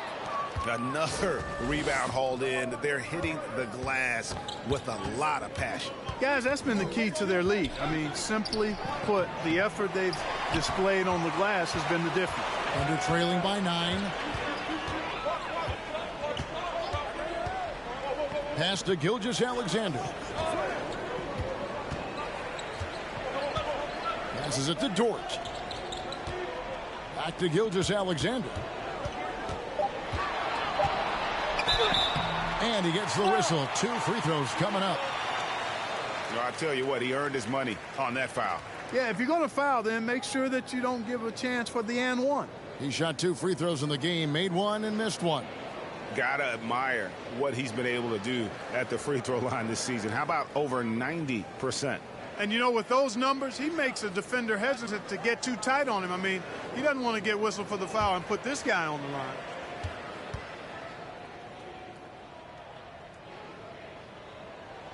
That's good from Gilgeous-Alexander. And the Thunder making a switch here. Williams has checked in.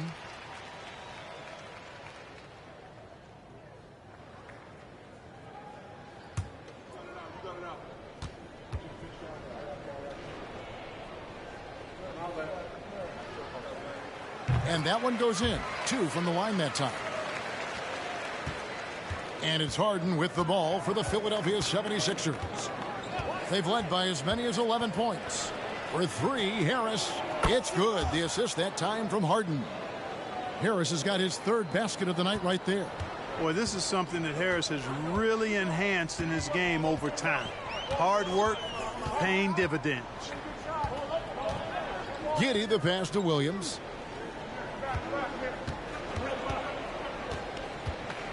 Back to Giddey. 5 on the clock. From deep, Gilgeous-Alexander. And it's Philadelphia with the rebound. Embiid's got double-digit rebounds now in the game.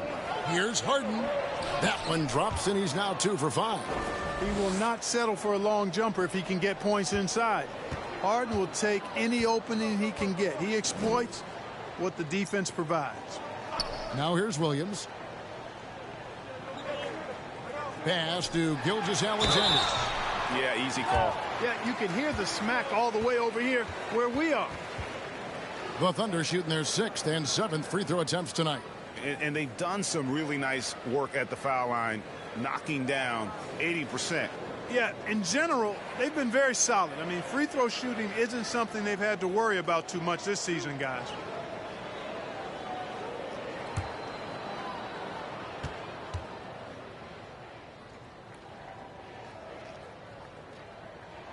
That's good from Gilgeous-Alexander. They've scored really well this quarter. Keep it up, and they'll find themselves right back in it. And the 76ers making a change here. House is checked in.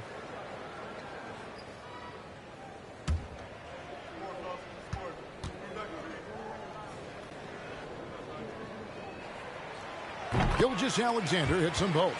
And that's another area where he is just a superb player. Excellent at the free throw line. And there's the pass to House. Embiid with a screen on George. House dishes to Embiid. Count it, and he's now 8 of 9 from the floor. They've settled into a nice groove offensively here in the second. Yeah, and that field goal percentage zooming upwards is now above 50%, which is pretty strong. Now here's Giddey. He had an 18-point outing in the last game against Sacramento. And he also dominated the glass out there. He hit the boards hard and often. Hits the three-point bomb. And they're hitting the long-range shots that they were missing in the first quarter, but still have ground to make up. To the inside. Out to Harris. Fires for 3. It's rebounded by Oklahoma City. Their last encounter was in Philadelphia, where they were able to handle the 76ers. In the last meeting of these two teams, they were really sharp defensively, disrupting the flow of their offense and causing a ton of turnovers. Very satisfying performance, and one they'll look to repeat tonight. I mean, they ended up winning it going away. Agile play to get his hand in there and get the steal. Intelligent play to immediately start the break. Back to Gilgeous-Alexander.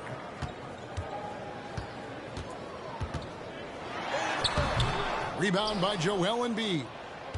Embiid's got the glass covered here tonight. 11 boards for him. And slam dunk by Harris. Not settling for the layup. Sometimes you got to go strong, and Harris gets the chance to stuff it there. He didn't let it slip by him. Now a timeout called by Oklahoma City.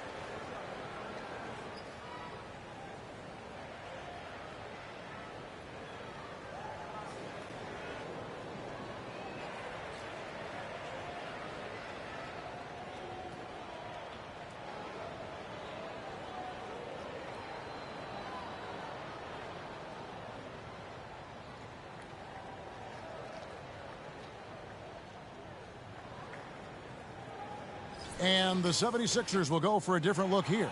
Harrell, he's checked in for Embiid. McDaniels comes in for Harris. DeAnthony Melton, he's checked in for Maxey. And it's Shake Milton in for James Harden.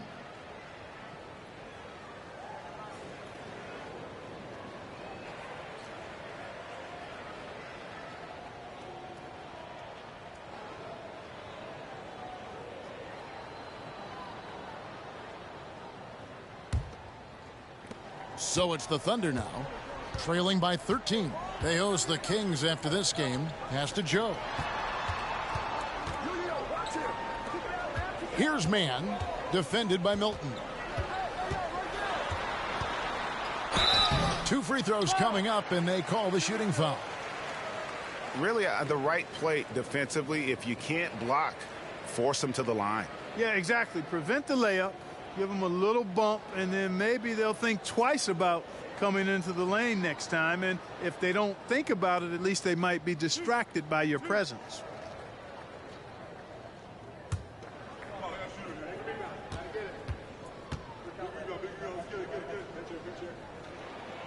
And he knocks down the first one.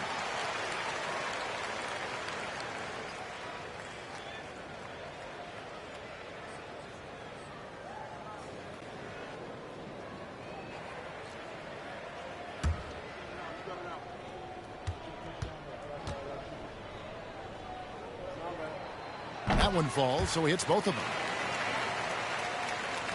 Philadelphia leading by 11. Here's Milton, still getting warmed up offensively. No scoring yet from him. Harrell the pass to House. Williams with the steal.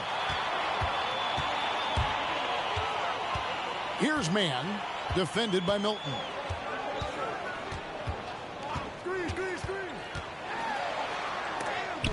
It's blocked. +8 in the rebound differential. One more reason why they're in control. Yeah, double-digit advantage on the scoreboard. They've taken the initiative. They've played, I think, with more purpose so far. And Harrell slams it in. Boy, great movement by Harrell, rolling off the pick that time. Gets himself into a good scoring position there. Mann passes to Williams. Here's Joe. Passes it to Mann.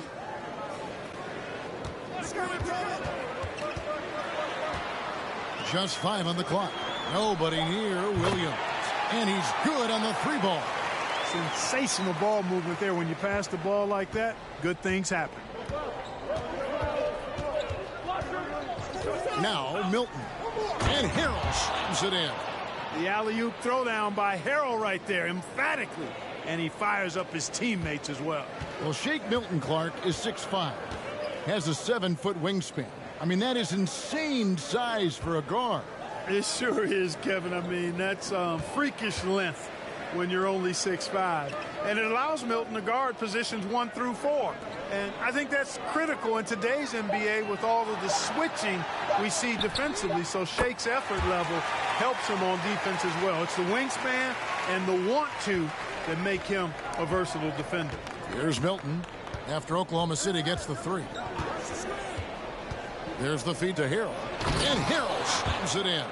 Harrell's not afraid to throw it down. As a matter of fact, he's got such strength in his hands and upper body that's what he's looking to do every time. Punch it home. Here's Joe. He's gotten some minutes, but nothing on the board yet. Man, the triples keep falling, guys. That's 3 in a row. I think they're playing too soft on the perimeter. They can't stay so soft. They've got to get up into the shooters here. Now here's McDaniels. 8-point game. And the call on the shot that sends him to the line. It's going to be on Saric. And they're really getting more points at the free throw line here in the second quarter. Definitely, that's one of the reasons they're in front right now. And what do you guys think so far about the offensive approach for Philadelphia? I like how they've worked the ball inside, getting looks closer in there, and that really helps your offense. Tell you what, they have outworked the opposition and have capitalized on the putbacks, bagging their own groceries tonight, boys. That one is off. Robinson Earls checked in for Williams.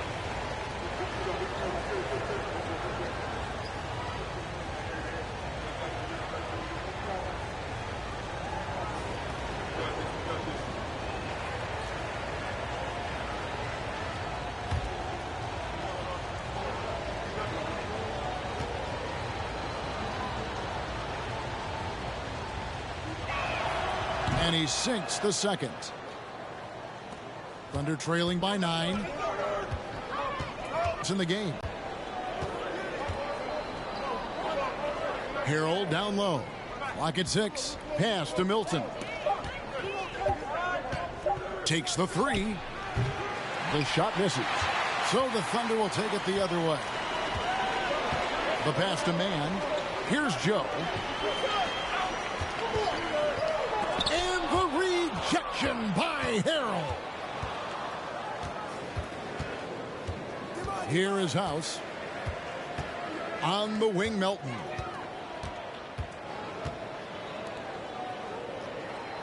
.106 left in the first half of the game.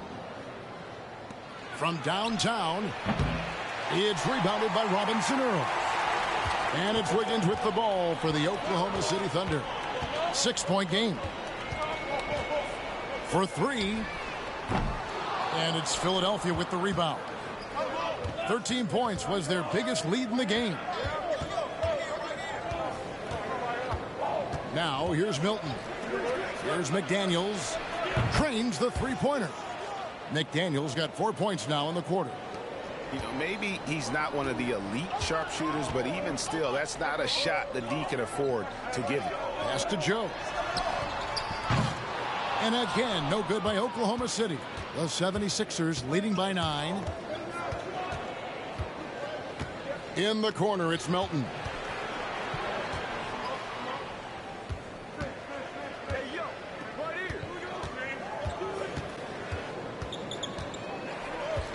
The tray. Another 3 for Philadelphia. And with the lead, I like the strategy here. Continue to get the ball to guys who can do something with it. If it's working, keep working it. That's what I say. Keep the pressure on them. And so it's the Philadelphia 76ers enjoying a 12-point lead as they talk things over during the break. They've been putting on a clinic in the paint. Shots are falling with regularity, and they are pounding it down low. And now let's catch up with David Aldridge, who's standing by from the sideline. All right, Dave. Hey, Kevin, thanks. Joel, you've got the lead, so how do you build on that as the game continues? Just keep being aggressive. I thought we did a good job defensively, so we just got to keep being aggressive and making plays. Hey, they always build off of their defense here. Thanks for your time, man. Back to you, Kevin. Thank you, David. And we'll be back after halftime as the third quarter gets underway.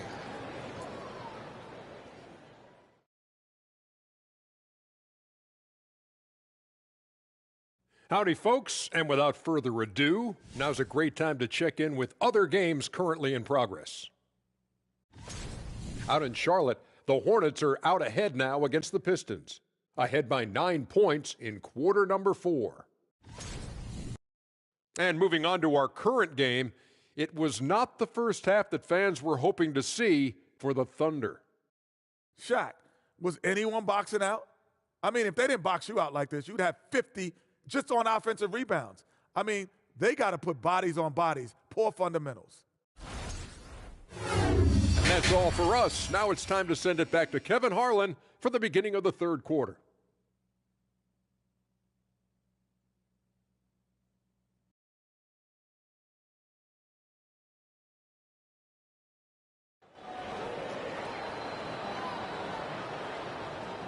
Well, we've got a second half of basketball for you. We think it's going to be pretty good. A big comeback, though, is needed for this game to be competitive, and it probably has to happen quickly. Joel Embiid has been sensational. Well, with a double-double in hand through 2 quarters, you can just imagine what his stat line will look like at the end of this one. Yeah, he's got that locked-in look in his eyes tonight, and he's not going to start taking it easy. I think he's going to be going hard until that final whistle blows. And with a big gap on the scoreboard, the second half begins with very different goals for these teams. One side trying to mount a comeback, one side trying to protect their lead. Gilgeous-Alexander out there with Josh Giddey. Then it's Williams. Then it's Williams. And it's Dort in at the 3 spot. And that's who Mark Daigneault starts the second half. And here are the 76ers now. The Thunder making the shot. Harden outside. Embiid finds Harden. Back to Embiid. Over Williams. And they double up Embiid. Here's Maxey. Pulled the shot a little left, but the bounce goes his way. Maxi's got 9. You know, a feed like this shows you how well-rounded Joel Embiid's game is becoming and what a good teammate he is. He's not just looking for his own. Here's Giddey. The shot's good. Gilgeous-Alexander making the play. The entire defense was frozen-footed.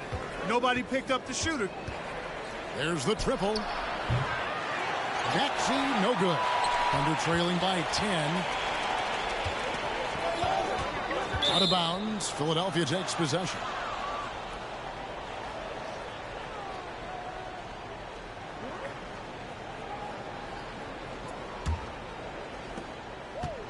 The way, Greg, they're sharing the ball tonight, mesmerizing. Everyone's getting to touch it, and everyone's contributing. Harden's shot is good. You can't let Harden get comfortable from outside the arc. I mean, he's capable of raining threes in bunches. Gilgeous of their own. And he's really shot the ball well, but it hasn't been contagious. Gilgeous-Alexander against Harden.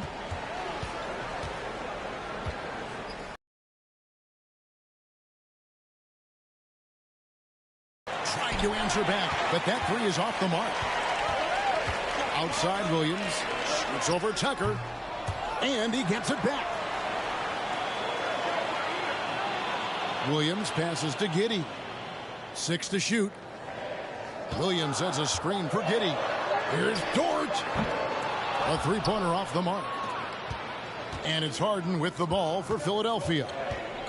13 points was their biggest lead in the game. Let's check in with our reporter, David Aldridge. Thanks a lot, guys.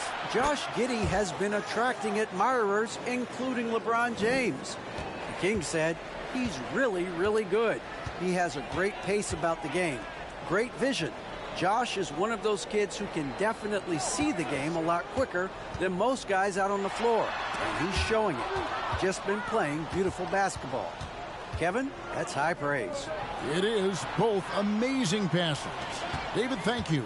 And here's Harden after Tobias Harris getting his shot to go from deep. Up top, Embiid. He's guarded by Williams. And contact on the shot, so he'll be shooting free throws here. Well, he's got such long strides and unbelievable agility for a guy his size. Embiid's so good at going to the rim with force. And this is his second trip to the line tonight. And he buried a bunch of shots from the stripe in that last game. And one look at the box score will confirm that. And fellas, I think you have to like his improvements over his free throw numbers from a year ago. It's not a significant number or a huge amount, but it's improvement nonetheless. And the first one at the line is good. The physicality of Embiid, unmatched really, yet he's so much fun to watch because he's agile, has skill and touch. Man, is he a joy to watch work.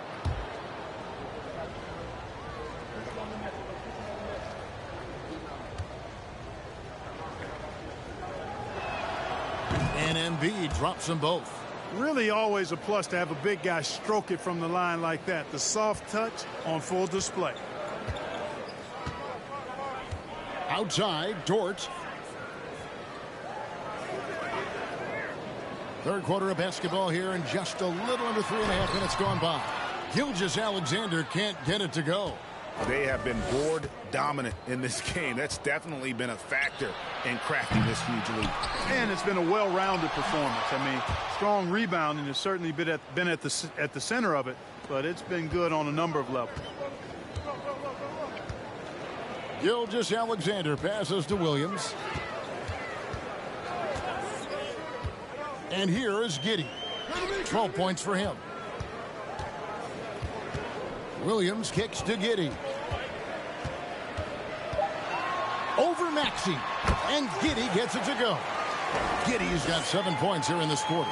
And obviously his momentum from the last game has carried over here tonight. And you know that's how it goes with him. I mean, his hot streaks, guys, don't last minutes. They last days. And you can see the defenders afraid to kind of get in his way a lot of times when he's on his way to the basket. But on that one, they were there.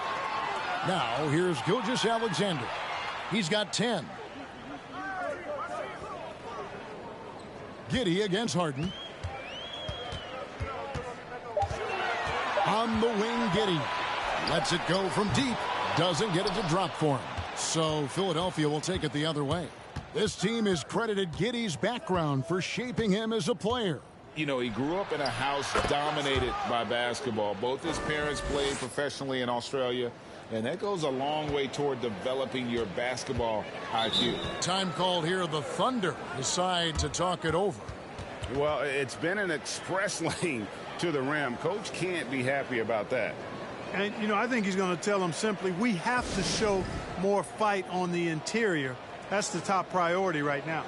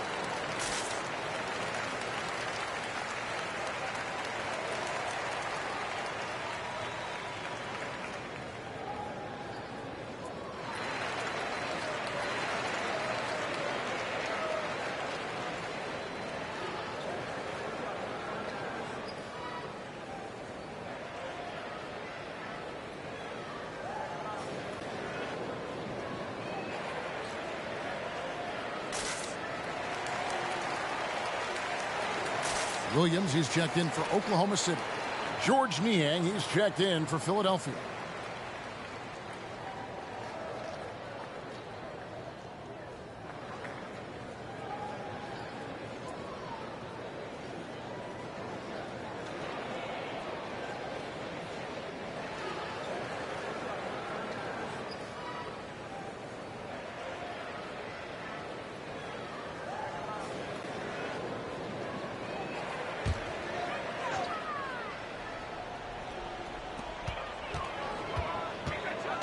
Pass to Gilgeous-Alexander. Dort kicks to Giddey. Williams, a screen on Maxey. Here's Giddey. And again, no good by Oklahoma City. And a big lead for them on both the scoreboard and the backboard thus far. Yeah, rebounding has been a big key in this one. They've asserted their will and have taken control on the glass. And they double up Embiid. And Harris wide open. He shoots another three for Philadelphia. No wasted motion with Harris. He's so smooth and polished as a scorer. He gets those catch and shoot jumpers off nicely. Gilgeous-Alexander against Harden. Puts it up from 7. And Gilgeous-Alexander with the nice bucket inside. Gilgeous-Alexander's got 12 points in the game. Pass to Harris. Come get it. Come get it. 14 feet away. And he can't bank that one in. Thunder trailing by 19. Guys are looking for a spark here. Yeah, a cold stretch off.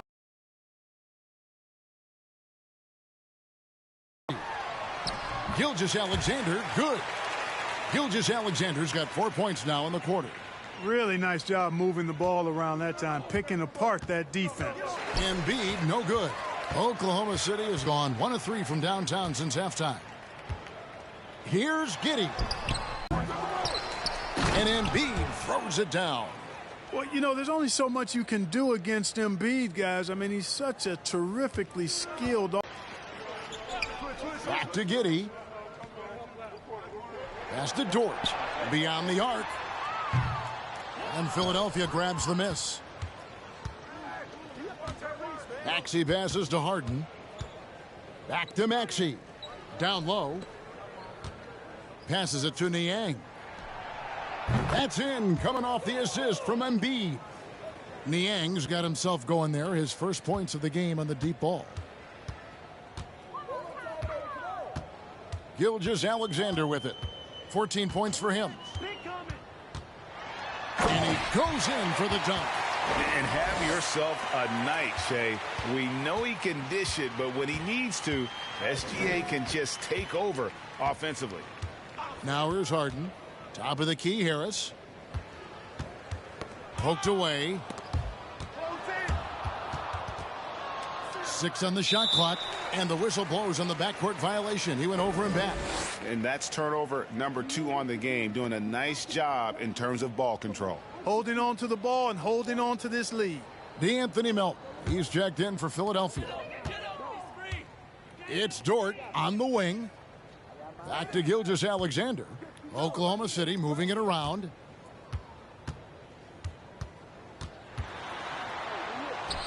And Embiid pulls it down. The 76ers leading by 20. Now Harden, 11 points in the game. Pass to Embiid, and they double up Embiid. To the inside, Harris. Again, Philadelphia. You know, you can't allow Harris to get comfortable there now, guys. I mean, once he gets the positioning he wants, you're toast. Here's Joe. He's guarded by Melton. Over in the corner, Dort. And again, Oklahoma City, no good. And the 76ers shooting so far very efficient all around, about 55%. The pass to Niang. Embiid with it. Saric grabs the board. Saric has got his 5th rebound in this one. Gilgeous-Alexander with it. Now defended by Embiid. Out to the right wing.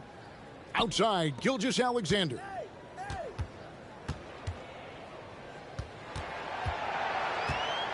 And he slams it one-handed. Taking matters into his own hands. Yeah, we didn't expect to see that kind of finish. And you know, guys, when your point guard is making explosive plays at the rim, I really do think it sets the tone for the rest of the team. Here's Harris. The Thunder making the shot. Harden up top. Gilgeous-Alexander covering. Second shot opportunity. Embiid's shot is good. Embiid's got 23 points. And after really leaning on that three-point shot in the first half, seeming like they're just getting away from it here in the second. More of the shots coming from the interior. They've been looking out of sync offensively. Yeah, their offense has ground to a standstill. Charge, just screen on Melton. Hands the tough leaner from the outside. Pick works well there. Not much resistance from the D. Yeah, that's not the defense you need. You got to be tougher defensively. Out left to the wing. The fadeaway. And there's Embiid. That's good on the assist by Harden. Harden's got his 7th assist here tonight. Oklahoma City's gone into a slump here from three-point range, shooting just 1 of 5 here in the third. Pass to Gilgeous-Alexander. And he could not get that one to go. A lot of contact, and he'll go to the line for 2. The Thunder have gone 7 of 9 from the free throw line tonight.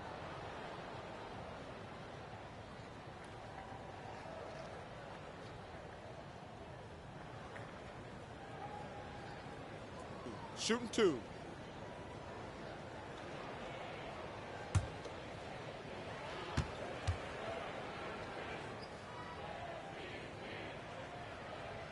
And he makes the first.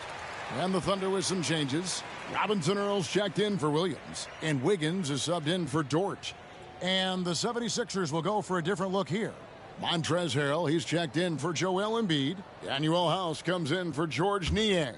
McDaniels checked in for Tobias Harris. And it's Shake Milton in for James Harden. And good on the second, so he makes them both. The 76ers leading by 20. 44 seconds left here in the third quarter. Back to Milton. Harrell, a screen on Gilgeous-Alexander. Ball stolen. And now a fast break for the Thunder. Gilgeous-Alexander's got the ball. The shot, no good. The 76ers shooting an outstanding 55% from the field since the half. You know, their execution has been on point. House kicks to Melton. Just 1 second between the shot clock and game clock.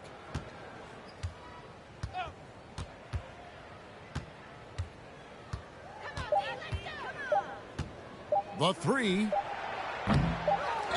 Here's Harrell. And he got that one up in time, but doesn't go in. A big-time effort for Joel Embiid, providing a lot of energy for the Philadelphia 76ers. Scoring, rebounding, he was all over the place during that quarter.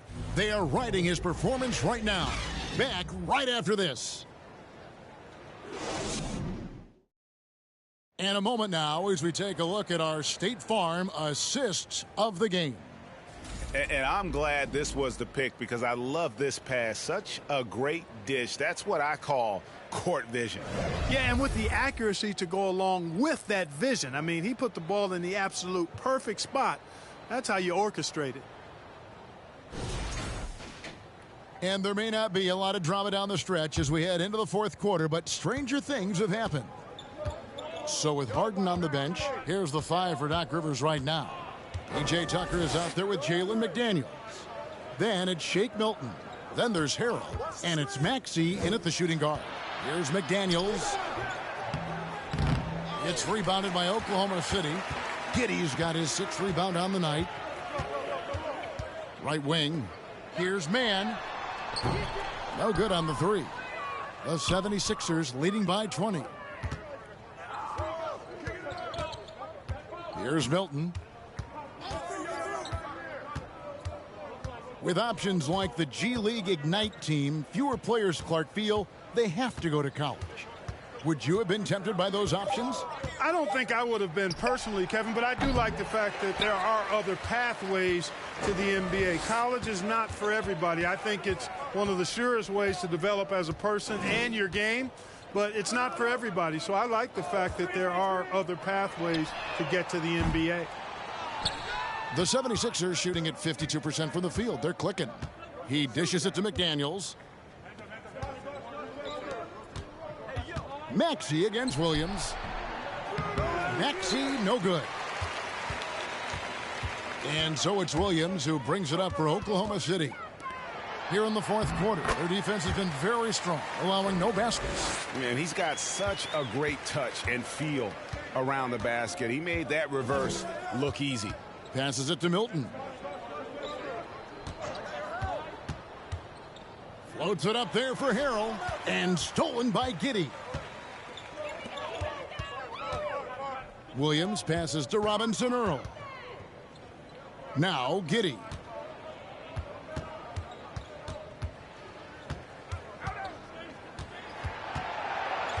Shot clock at 5. To the wing right side. Man. Oklahoma City keeps it going. A new shot clock of 14 seconds. And it's Wiggins missing. And close to making the defense pay for the lax coverage that time. Pass to McDaniels.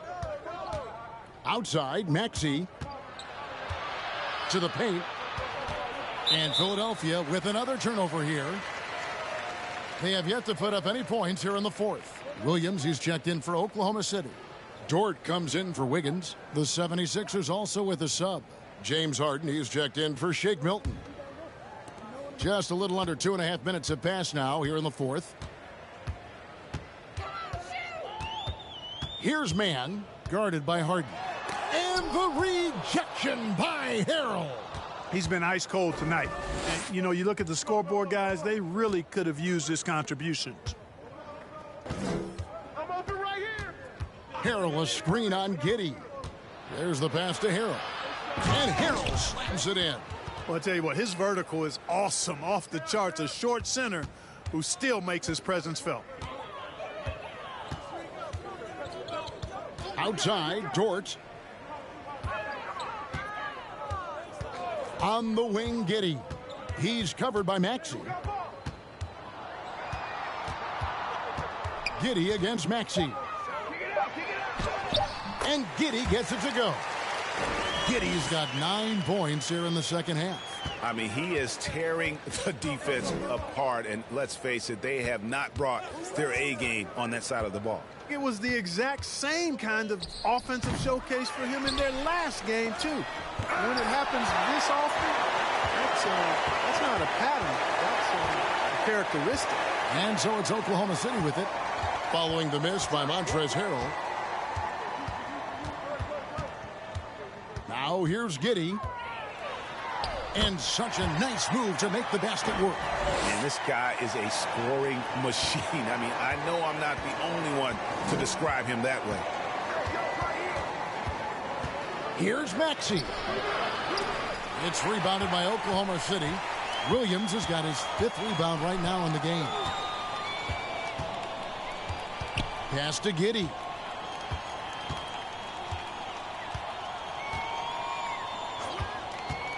Puts it up from 12. No good that time. Now the 76ers take it the other way. 22 is their biggest lead. And here's Harden. Count it. Good. And those are the kinds of plays that are just killing them right now. Priority and goal number 1 has to be tightening up the defense.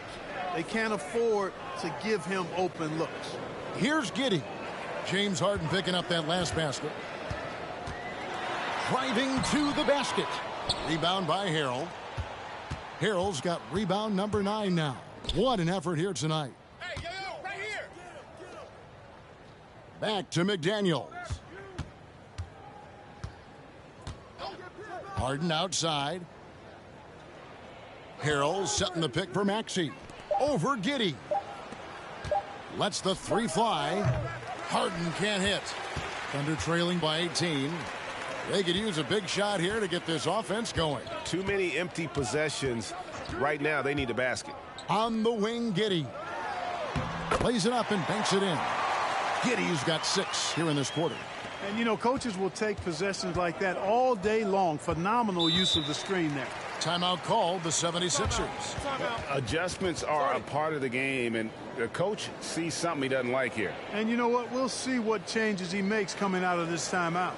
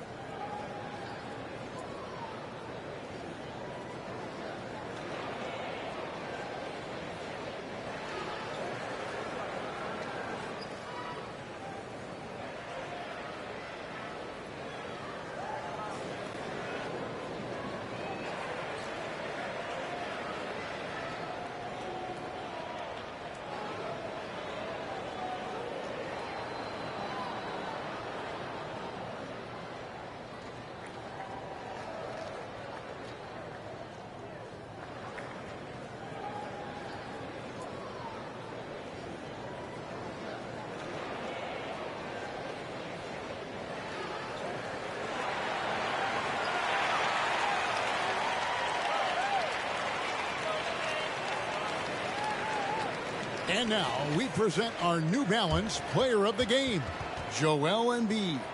And guys, no doubt who our pick was going to be.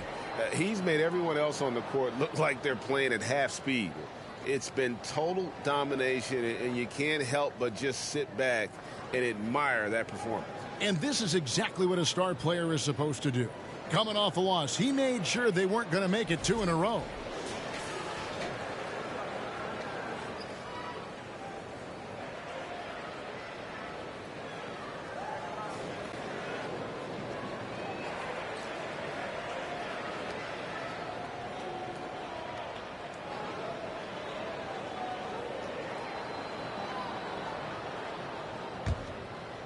And it's the 76ers with the ball. They've given up just 8 points in the 4th quarter. Harden the pass to Embiid over Williams. Another miss by Philadelphia. And so it's Williams who brings it up for the Thunder. They trail by 16.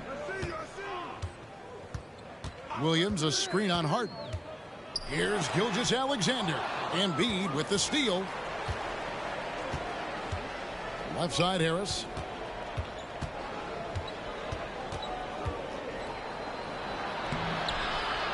Banked in off the glass. Harris has got 10 points in just the second half. When you allow good scorers to get uncontested shots at the rim, no wonder you're losing. You know, he should be getting extra attention from the defense, not less. Now here's Giddey. No good that time. Harris against Gilgeous-Alexander. Harris looking it over. Kicks it to Harden. Here's Embiid. It's good. The assist that time from Harden.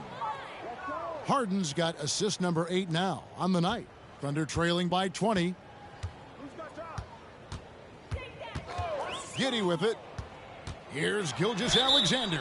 And, yep, that's going to be a flagrant foul. Unnecessary contact.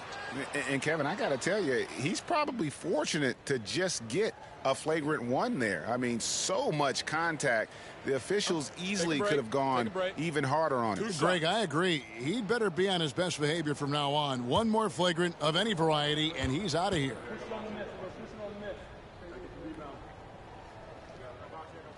That's good from Gilgeous-Alexander.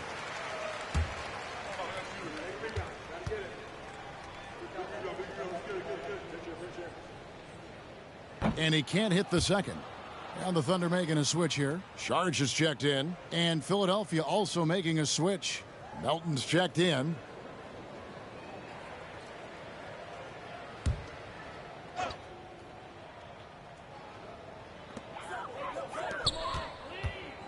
Now Giddey. Got a piece of it. Harden outside. And no good. Good D by Gilgeous-Alexander.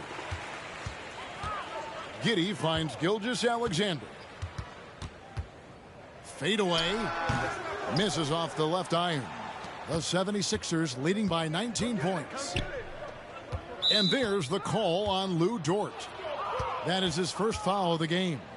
And with the internet and social media, players Clark have so much more ability to engage with the public and be heard. Is that important? Kevin, anytime you can empower folks to share their voice, their stories, and be authentic in their own way, I think that's a positive. Player empowerment is something that social media avails, not only to players, but I think to everybody. It doesn't just bring attention to the game, but also causes and commitments players have to their respective communities and issues that are going on in the world. So I think it can be far more good than bad when you think about the platform of social media.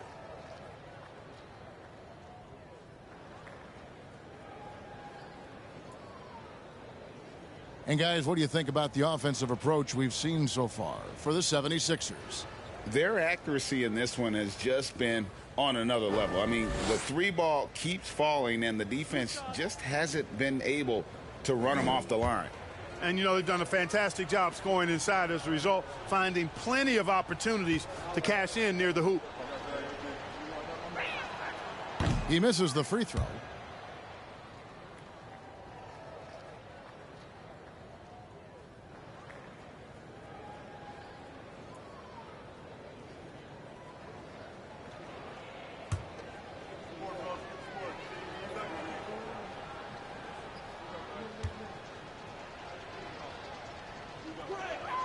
And the second free throw, good. And so much great talent coming into the league, Greg, every year. That 2021 draft class, in particular, looks very strong. Absolutely. Anytime you got just a couple potential stars, but from the looks of it, upwards of 5, you know it's been a special draft. Yeah, he's been hooping, but the rest of the team, not so much. Harden against Gilgeous-Alexander. Embiid sets the pick for Harden. Dishes to Embiid, and he comes up with the deuce. And that's now 30 points for Joel Embiid. Man, nice to see how Embiid operates in the pick and roll. Knows how to set hard screens as well as where and when to roll. Now, here's Gilgeous-Alexander. Pass to Dort.